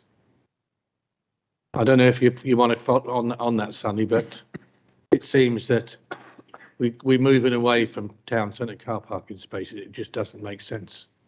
Yes, I mean, and this debate comes up quite regularly at committee, and I get that. You know, as members, we hear what our constituents say, and it's, you know, often it is parking that they they have a concern around when there's a new development.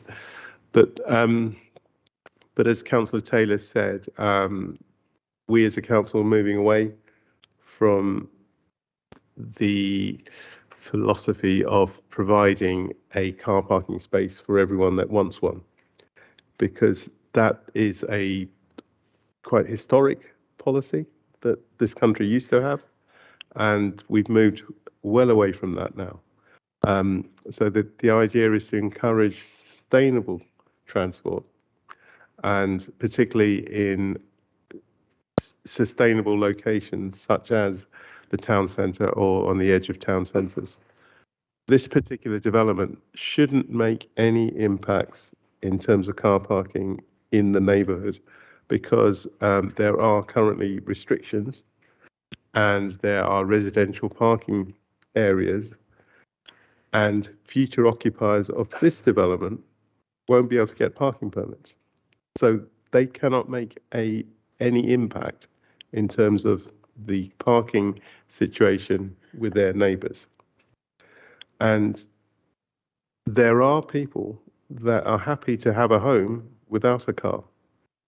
So Councillor Taylor, Chair, has already mentioned developments in the town centre that don't have parking, and all the flats are sold and occupied.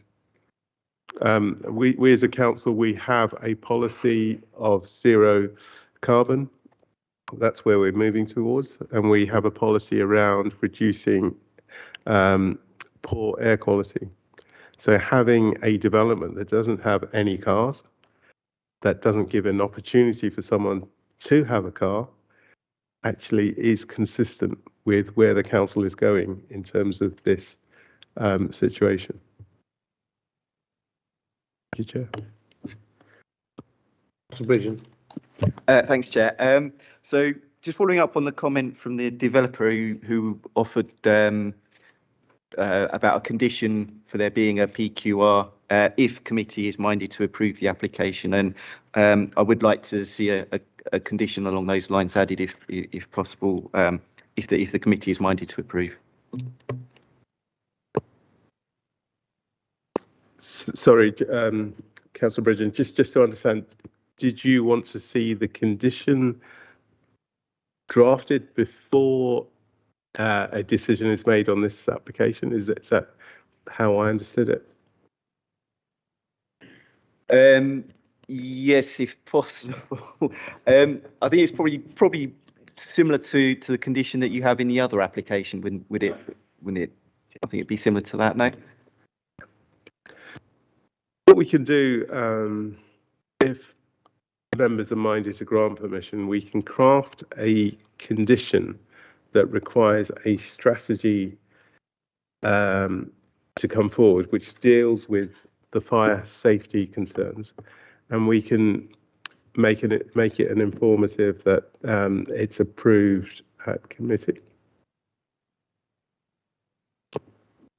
Yeah, I think that would be what I'm after here. Thank you. Okay. Comment, Councillor Sain.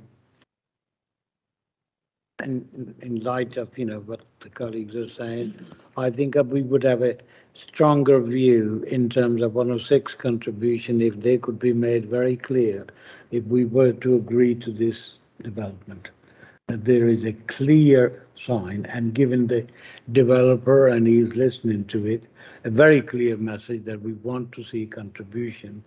If not, we will not approve of it. And I think that's what I'm saying very clearly, because forevermore I have seen, I understand the sustainable development, I understand what the assessment have been done, but we need to see something in terms of education. Are we getting anything right? Yeah. So all those things that the local environment, the local parks, yeah. What are they contributing? What are they given? And to Luton, because as I've said many a time before over the years, I haven't seen too many very poor developers ever in my life. So there must be somewhere, but they certainly, I haven't seen one. So I think, you know, that needs to be pretty clear. Okay, Cassius Cherry. Thank you, Chair. I'm pretty much concerned about this development. First, as Councillor Hussain made in a point, there's no clear indications. Potentially, they're offering us zero. They're giving us, this report is misleading. They're giving us big figures, numbers, and assumptions, they're going to look into the future. Once you agree on something, and then they're up to them, then they're going to give anything or no. Second, I differ with your opinion about the car parking. 102 units, the family is going to live. They need, it's not the luxury of the cars, it's need. And we got to consider the need of the people that are living in those houses. They do need to have a car, because the car is a necessity for everyday life. And in my opinion, we haven't banned cars from the Luton, and we cannot ban, because this is as necessity requirements. People are disabled, people living, other people as are living, and they're not giving us no affordable homes whatsoever. So as it is, I'm not willing to support this application. When somebody's car is essential, then it's essential to them. So they would not buy or lease or rent a place at this particular location. So it's entirely up to you. I'm not anti-car, but I'm just saying that it's nationally, there's a climate emergency, and to reduce the dependency on cars. That's the only way we're going to go. Yes. Thank you, Chair. I just further pointed out, although Luton, we're going to go carbon zero, so we are proposing the electric cars. We're not proposing, not to have the cars. And I think we need to stress that there must be, parking provision must be there. The thing is that if we're going to keep on allowing everyone, without parking, then we'll be in shambles, and we'll be answerable to the community, and we need to bear this in our mind. Thank you. Yeah. Can you come in then? Thank you, Chairman. I'm just sorry, Sunil. I'm a bit confused about going back to the informative situation to resolve Councillor Bridgen's issue. Either from my perspective, if you're minded to approve, I know we've not got that far, but if you approve, you either approve giving authority to the head of planning to add a condition to deal with all those issues, and you rely on the fact that that's going to take place, or based on what was said about an informative, forgive me if I'm getting that wrong, but you can't then have the application approved, but then come back to ensure you're happy with that condition to then approve it. You either give, in my view, you either give the authority to the head of planning to add that scheme and condition and be happy that that will take place in accordance with the requirements of conditions, or you want to see it back with that condition worded in a further report before you approve. I don't think you can do it as an informative, to be honest. Thank you, Chairman.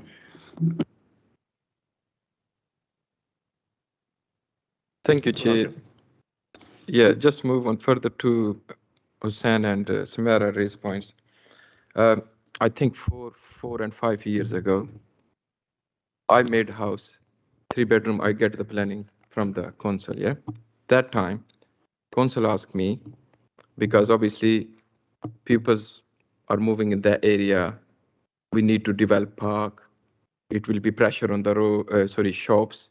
And we asking I don't remember, it's 5,000 or 6,000 pounds I gave that time as a 3-bedroom house. Yeah. So you can imagine this development. As Hussain said, we need contribution to our parks, our shops to improve the area as well. Second thing, Samara raised this very important point. How can you live in this country? You got kids, you got misses without car. Obviously, electric era is coming from 2030. Yeah, they don't have a car at the moment, as you're saying. They're not going to buy and all that stuff. But there is no law binding on those people. If they don't have today, they will get tomorrow, or day after tomorrow, or maybe next year. So these are main concerns. We can't ignore these things. Thank you. I wonder if I may interject momentarily. Oh, yes, please. There is electric vehicles are only part of the answer. The move is actually to move to more sustainable transport, and sitting on your own in an electric vehicle causes as much congestion as sitting on your own in a petrol engine vehicle. So the move is to move away from private transport. That's the direction transport's taking in this country. It's going to take time, obviously, for public transport to catch up, but that's partly what we're working towards within this town with our sustainable transport requests for money to support that move. So it isn't just about the private motor car, and Luton Town Centre is a sustainable location for transport, and I think we repeat that once again. Yes, and if I can also add, Chair, we also have a strategy towards the car club. We've previously got Section 106 contributions that help towards a car club, which if anyone occupied or owned this property and needed use of a car, there is a strategy around how they can access that. This is contributions we've collected from a number of other legal agreements, and the strategy, we haven't launched it yet. No, it's imminent. We don't have a car club at the moment in Luton. It unfortunately COVID saw an end to the last one, but we are about to launch our car club strategy for Luton and hope to progress that. We're doing that partly in conjunction with developers and partly on our own. So that should be available fairly soon. I should also say, it'd be remiss of me not to mention the appeal situation. So since I've been here, we've not had a single appeal where the inspectors dismissed an appeal on lack of parking. So the chair's already set out what the national policy is, and this is what the inspectors are delivering as well. So I'll repeat that again. It's not been a single appeal decision where the inspector has dismissed an appeal on the basis of a lack of parking. Not just in the town centre, elsewhere in Luton as well. Thank you, Chair. Okay, I think we've debated long enough now. We've covered everything. Time's getting on, so I'm going to go straight to the vote. The recommendation is to approve. I'll move approval. Is that seconded?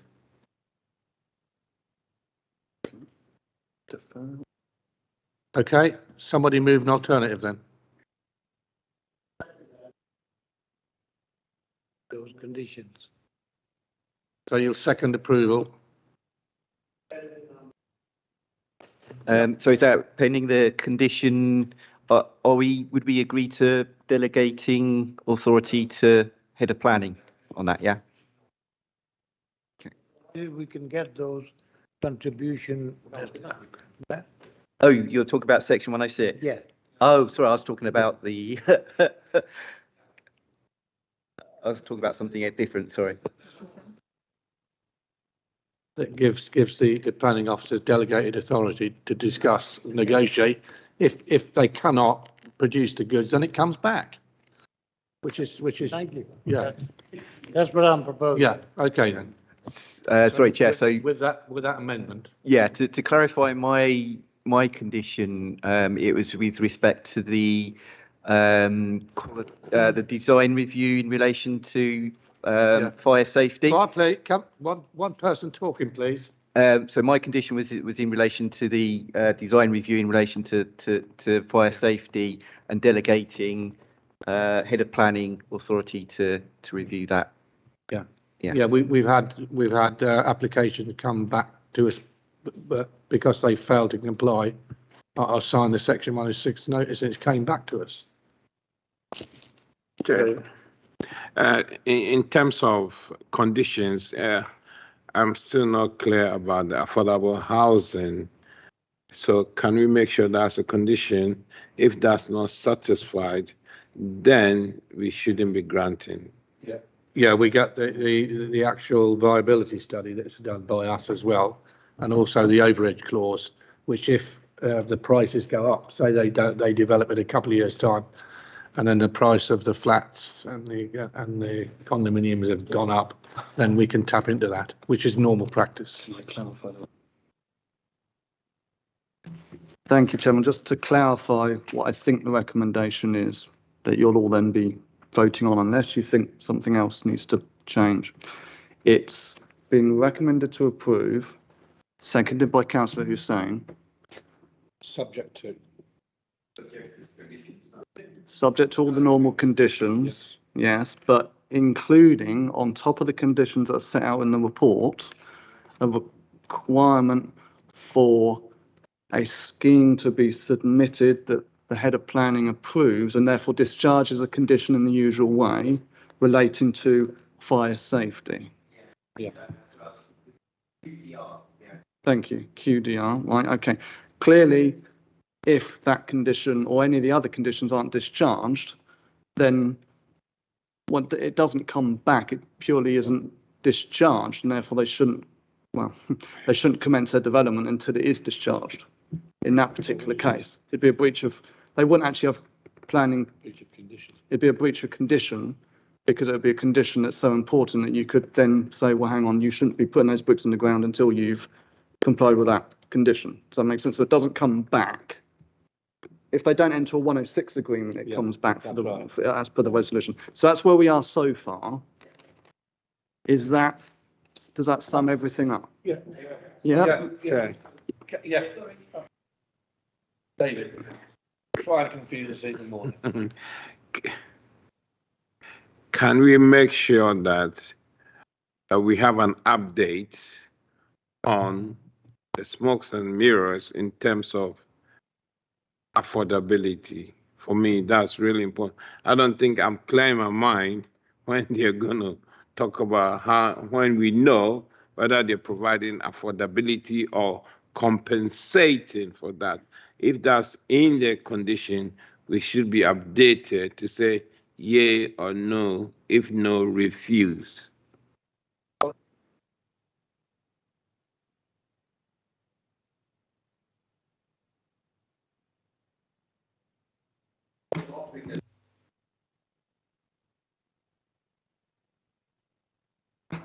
Thank you, Chairman. Right. You've had a lot of training on viability. I believe Chris may well still be on the line when it comes to viability. There's a mechanism, as currently worded and recommended to you to do what you like with. There's a recommendation that includes a viability assessment to take place at some point during the development to determine what the actual costs and so on are at that point in time, which means that if there is a surplus that can go to the various 106 obligations, it will, and that's in the recommendation. In terms of can we know what happens, I'm sure the planners can report back. I'm thinking out loud here, but maybe the planners can and should report back on if and when we do get surpluses for 106s across the board rather than on a specific item. But I'm sure if you want to know whether there has been any surplus and therefore affordable housing and so on contributions later on once they start this development and we get a viability review in, I'm sure that could be reported as a separate process, if you like. But to my mind, my view is that shouldn't be conditional on this recommendation. This recommendation is 106 agreement, but including a viability mechanism. And there may be other contributions that come forward as a result of that. And members, you will be, if you like, informed of what those contributions are, if any, because it might still be zero. It might be the bill costs go up, and therefore actually the viability is even lower. Do you follow? So that is something that could be done, but I don't think that should be conditional on the grant of the consent. It should purely be a mechanism in the consent to allow 106 to include a viability review mechanism. Yeah. Thank you, Chairman. Okay.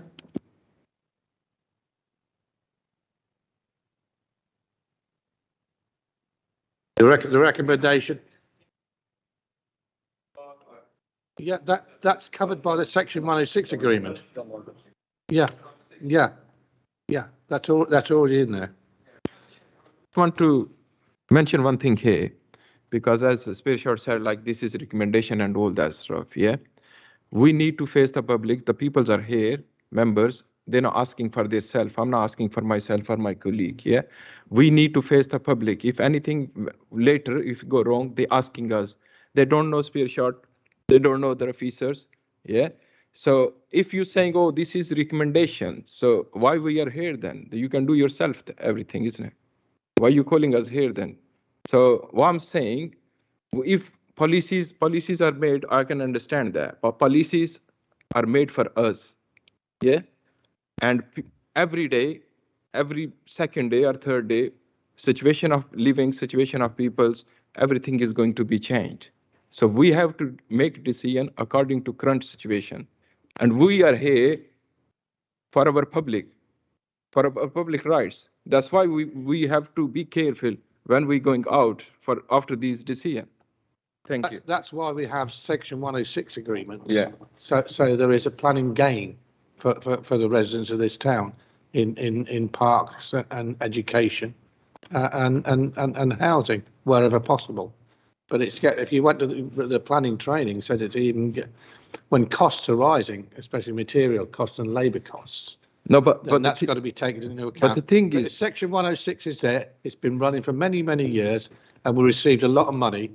And there will be a report comes every year on the amount that actually we received on Section 106 and the money that's actually been spent. But my point is, there's still a lot that hasn't been spent yet.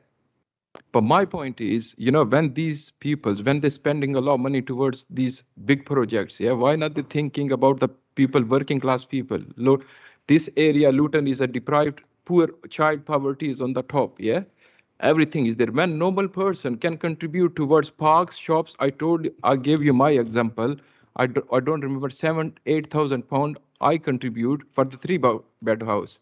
Why not these people can contribute towards public fairness and all that stuff?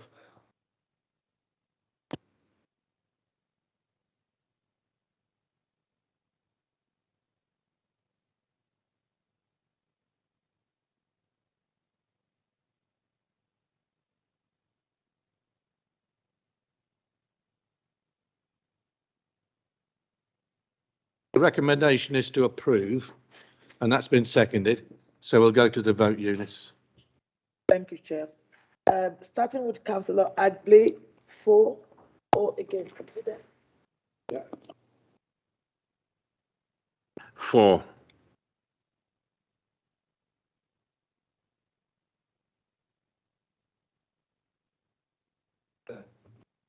Abstain. Okay. Councillor Bridgen. For.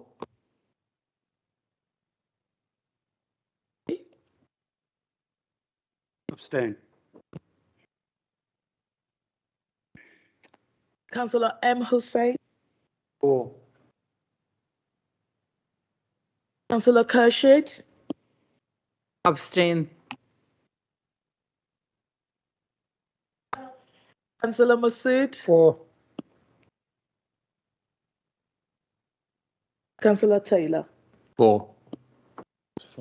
And that's carried.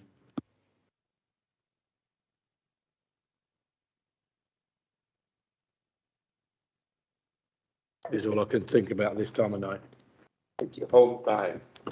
Not quite yet, not yet. We've still got a couple of other things on the agenda.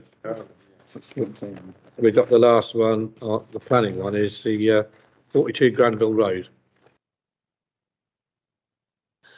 214, and then after that we'll deal with the Section 106 monitoring fee, which seems to be in vogue at the moment. So that'll give you an impact of how we spend the money to make sure that the money is obtained from Section 106. Jonathan, over to you. Thank you, Chair. Good evening, members. This item relates to the erection of a 2-storey sign extension at number 42 Granville Road, and is before members with a recommendation to refuse consent. The application site comprises a detached dwelling house located on the eastern side of of Granville Road, near to the junction between Granville Road and Winbourne Road. Its design and place within Granville Road is unusual, it may have once been part of the main Victorian terrace row along the along the eastern side of Granville Road. However, it's been difficult to actually understand the history of the site and its surroundings. Extensive discussions regarding the issues relating to this proposal have taken place since the application was received on the 1st of November 2021, including significant email correspondence with the agent and Councillor Wahid Akbar, and an in-application advice meeting in April 2022. However, a consensus on an acceptable scheme could not be reached. Councillor Wahid Akbar requested that this application be referred to the Development Management Committee if refusal is recommended, hence why it's here today. Given the type of application, there were no technical consultees on this scheme. However, the application was notified to 13 adjoining and nearby residential occupiers. To date, no representations have been received. The existing property, being detached, is already at odds with the surrounding terrace dwellings. However, its materials and design features, such as the arched windows and sash windows with red brick features, mean that it blends in with the area. The proposed scheme would see the erection of a 2.27 metre wide two-storey side extension, which would be set back by 0.215 metres from the front elevation of the original dwelling house, and would be 0.07 metres lower than the roof height of the original dwelling house. The view is taken that this would not be appropriately subordinated to the principal elevation and original roof form, and therefore would not be sympathetic to the detailed design and character of the original dwelling house.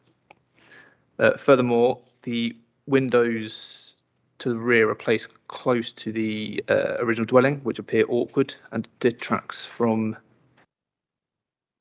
the and detracts from the detailed design and character of the original dwelling house.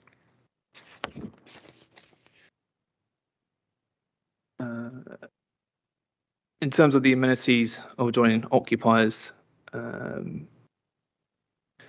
owing to the characteristics and location of the development, the only properties that would be affected by the proposal would be number 44 Granville Road and number 44B Granville Road, and also numbers 22 and 24 Wimborne Road. All these properties are to the north of the site and would be materially implicated by the scheme given their proximity to the development site.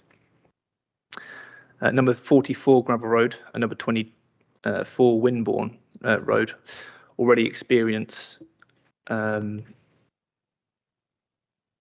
considerable level of visual intrusion, loss of light and overshadowing, as demonstrated by the photo presented, which was taken at midday in February this year.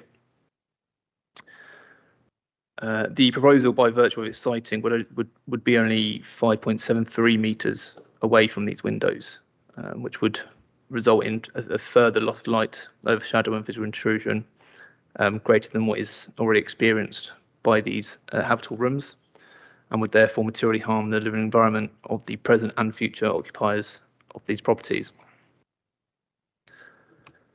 The flat of number 44B Granville Road, which can be seen on the photo on the screen by the white door, only benefits from one window fronting Granville Road and is already overshadowed by the existing building on the site.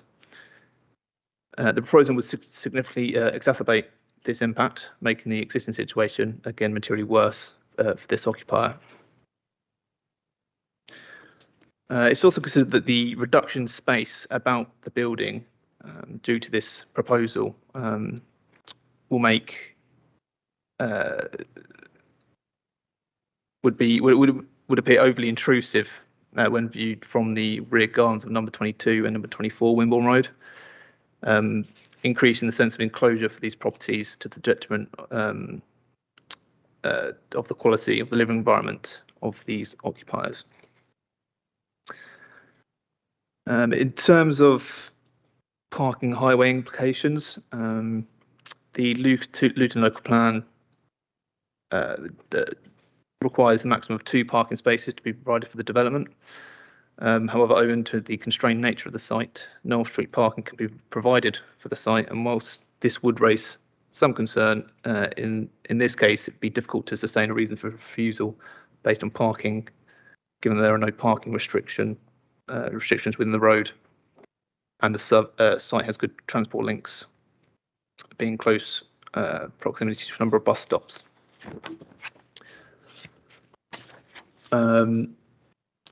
Finally, while no objections have been received, the local planning authority still has a duty to protect the amenities of future and present occupiers, particularly in a case where there would be material harm to habitable rooms, and that harm would be significant.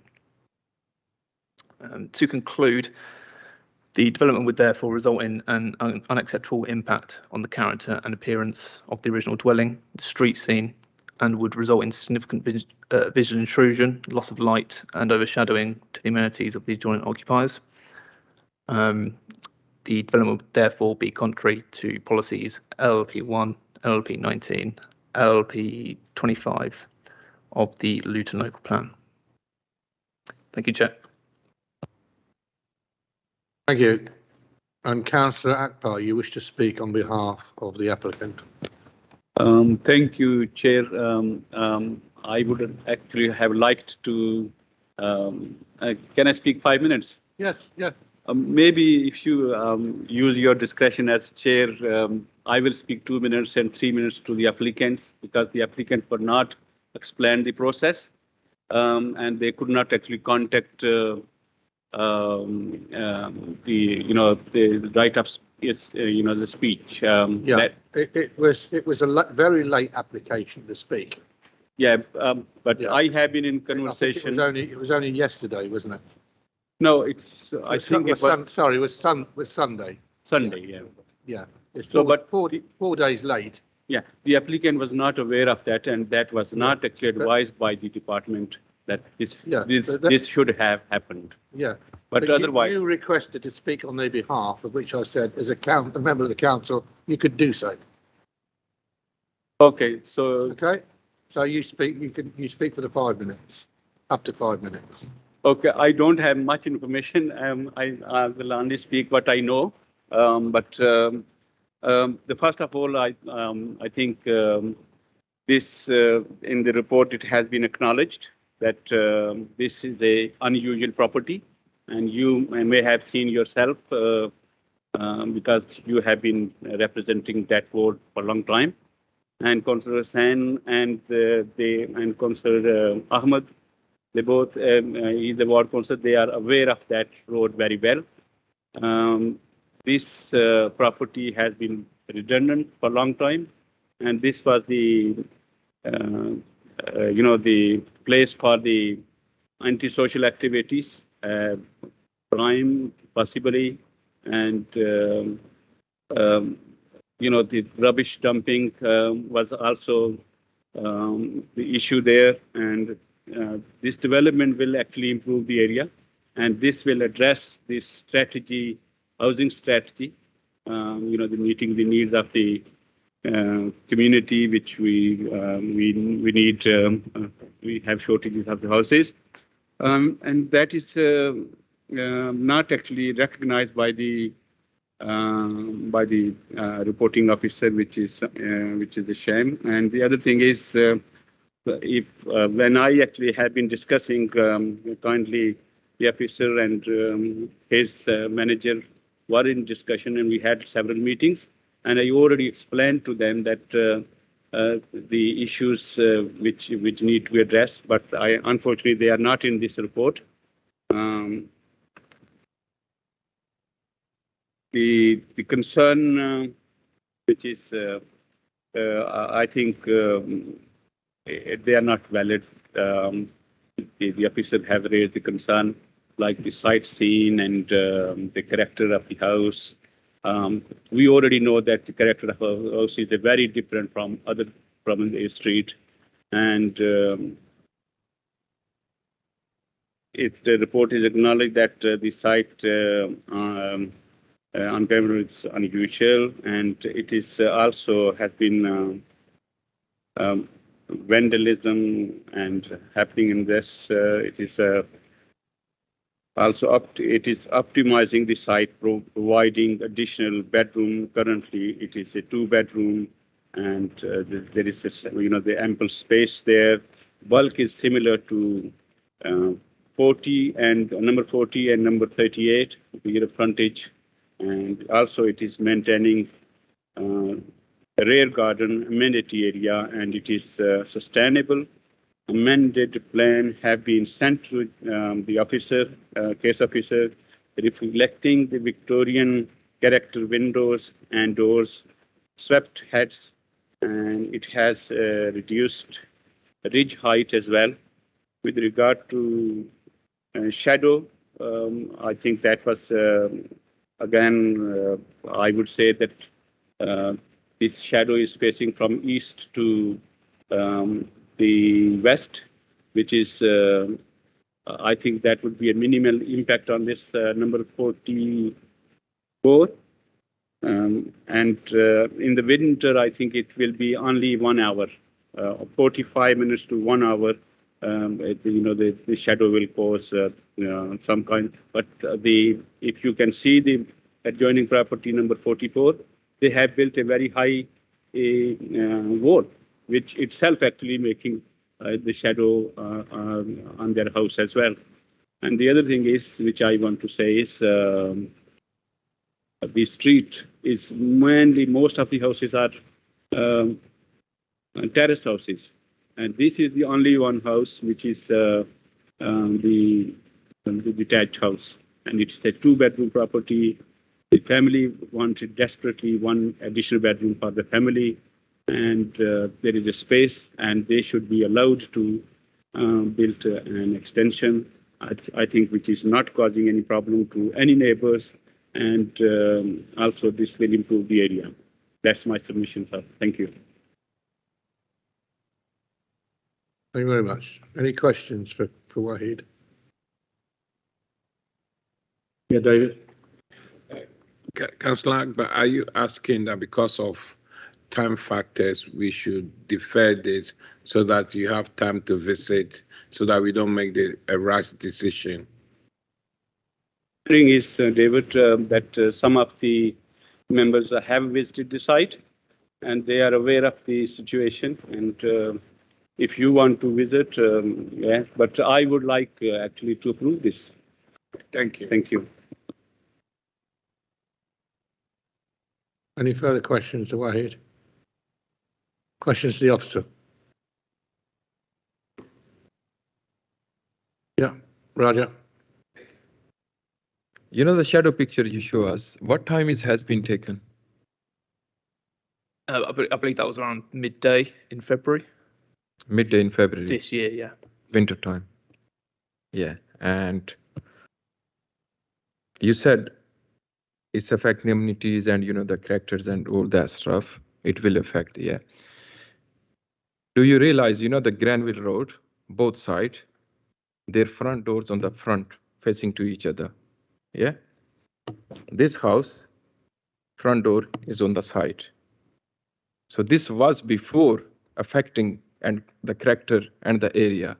And if we do this extension, it will be on the right side then, facing to each other. You get my point? Yeah? I understand your point. So this, if the extension will be approved, that property and area will be right direction, because all other houses, they're facing to each other, their front door. This house is on the left, on the right hand side, on the sideway. Thank you. Through you, Chair. Yeah, so I mean that would be true, that the front door would be moved to the. You agree with me, yeah? Facing So the highway. yeah. Second point is there was 13 or 18. Yeah, 13, and nobody objected. And as we visited a couple of days ago, and Wahid mentioned this point as well, because I'm local councillor from the area, I have a lot of complaints from the area, fly tipping, antisocial behavior, and right front of this house, there is empty space there. We visit there, Dave Taylor House, and I was thinking we should use that place for those gardens, or I'm just giving you one example, to avoid these things, antisocial behavior, fly tipping, and vandalism, and all that stuff. Thank you very much. Was that more of a comment than a question? It was comment and comment. Yeah. Comment and Comment and a question. Sorry. Yeah. Carry on, please. Through you, Chair. Obviously, the points there are true. However, they wouldn't detract from the fact that this development would materially harm those habitable rooms and windows to those rooms through overshadowing, loss of light, and visual intrusion to the rear gardens as well. So, you know, while you know there is land available to there, it wouldn't be, in our view, appropriate to build there, given the level of harm that would be caused by the development to those adjoining occupiers. And you know, I understand that there is harm there already, and I have commented that in the report. But it is a bad situation already, and our view is that this development would significantly exacerbate the issues that are already experienced by those adjoining occupiers. Thank you. Any further questions? Any comments? Councillor Hussain. Chair, I did very briefly stopped and looked at it, and even on the paragraph 35, even the officer admits it, that in terms of the using that land for utilizing the land for site prevent the build-up to waste and which it currently experiencing, and that is what it is, a dumping ground for that. And there is flats already built which maybe were before the policy change, but they are there. They are actually, and there's nothing can be done now at this stage because they were done some time ago under the old policy, or they were illegally developed one way or the other, but they exist anyhow.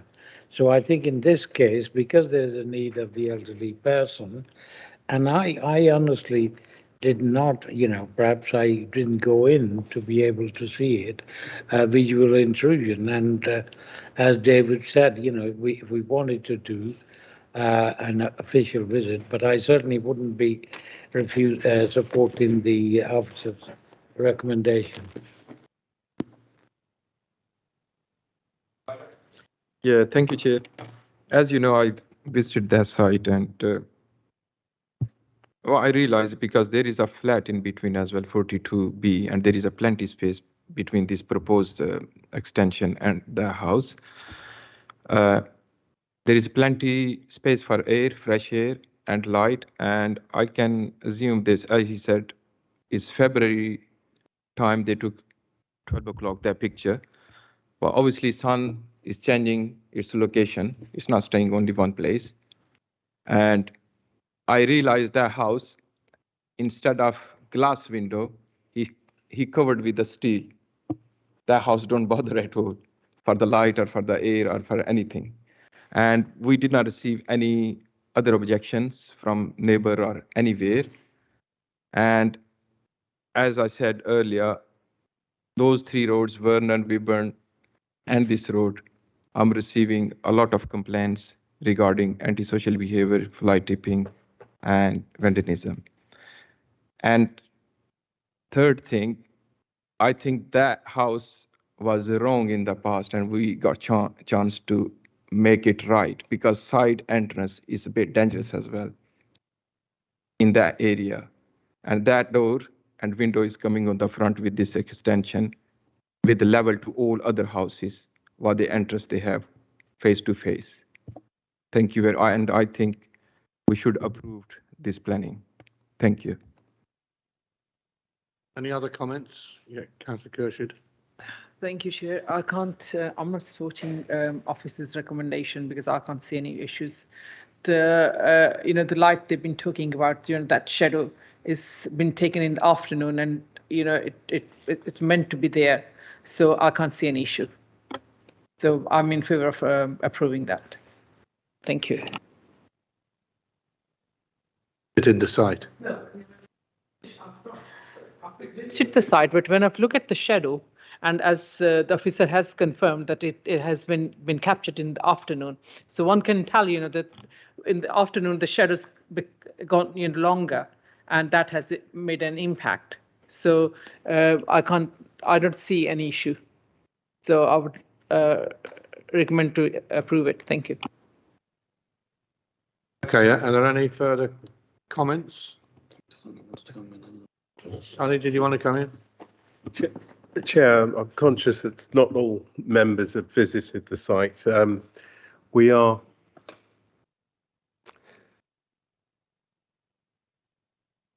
I'm conscious not all members have visited the site. I know some have.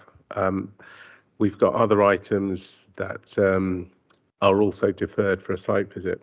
It's quite easy to include this one as part of an organised site visit, and maybe we can time it when the shadows cast can be fully appreciated.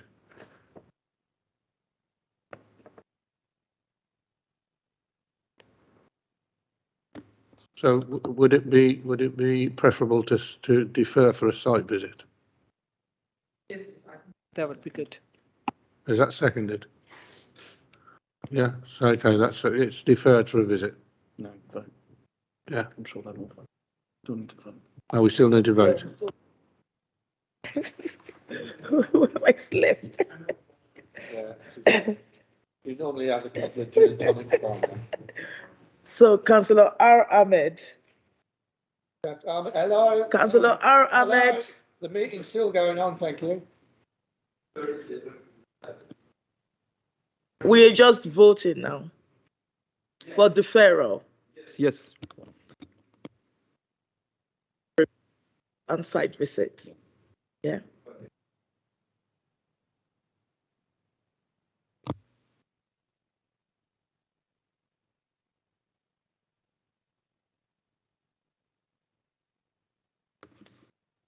M. Hussein.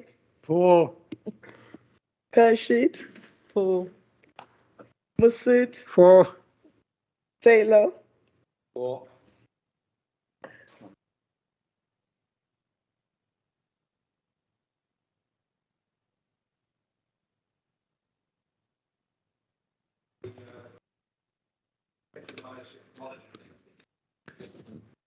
Thank you, Chair. I won't take too long because it is very late now. It's a fairly straightforward item. There isn't any slides. Grateful for housing colleagues who helped members earlier on in the evening explaining what first homes meant in terms of an affordable housing product. What that means is greater monitoring responsibilities for the council. Other affordable housing products, such as equity share and social rent, you have registered housing associations that take care of the monitoring, but with first homes, that responsibility falls on the council, and it's an ongoing requirement, which means that these are additional costs that the council has to bear because someone has obtained planning permission. So the legislation allows the council to recover its costs from the developer for the ongoing additional burden. And so that's usually done through a 106, Section 106 monitoring fee.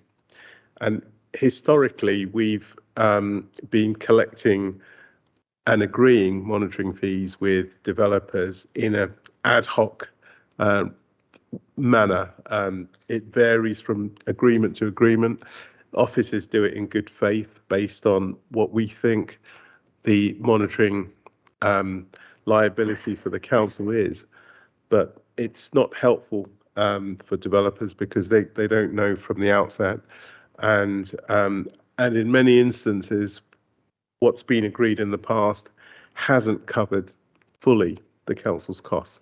So this item looks to redress all of that, and quite simply, what it's suggesting is that a fee of £10,000 is a new monitoring fee whenever there's an affordable housing clause in the 106. A fee of lesser amount, £5,000, is apportioned for 106 agreements that doesn't have affordable housing. We think this is an equitable arrangement. We think it's going to be popular with developers because they'll have more certainty, and it should ensure that the council is able to recover our costs as a result of developers getting permission. So the recommendation is members approve the new scale of fees for monitoring Section 106 agreements. Thank you, Chair. Questions? Kashif? I'm not really sure if it's a question directly related to this or not, but generally, I'm asking, we had a debate in previous item, that can we not set in when these developers build in flats, maybe 102 flats, can we not set in a fee for each flat, maybe £500,000 or 2,000, whatever is reasonable, so that we don't get into that debate. In the end, when they build, they do everything, and then they say, oh, it's not affordable, it's not viable, and then council don't get nothing. So we set in a fixed amount of money. If there's somebody wants to develop and then 236 or 46 flats, they should pay 1,000 or 2,000 in each flat. So that's how if somebody building less flats, they got to pay less. If somebody building more flats, you got to pay more. So that's why my. Thank you, Councillor, through you, Chair.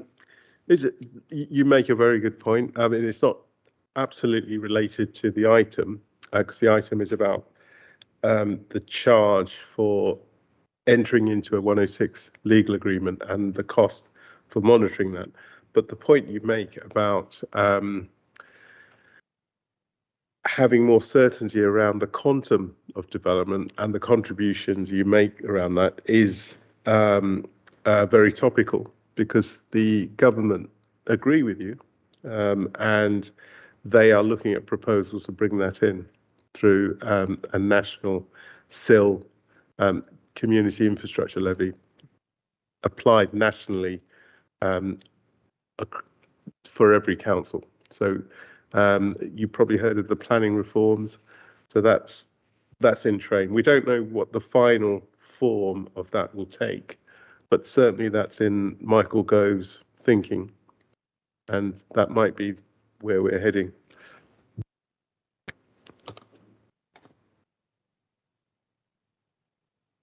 No further questions. Agree to the report. No need to vote on it. Just agree the report. Yeah, thank you very much. That being the extent of the business.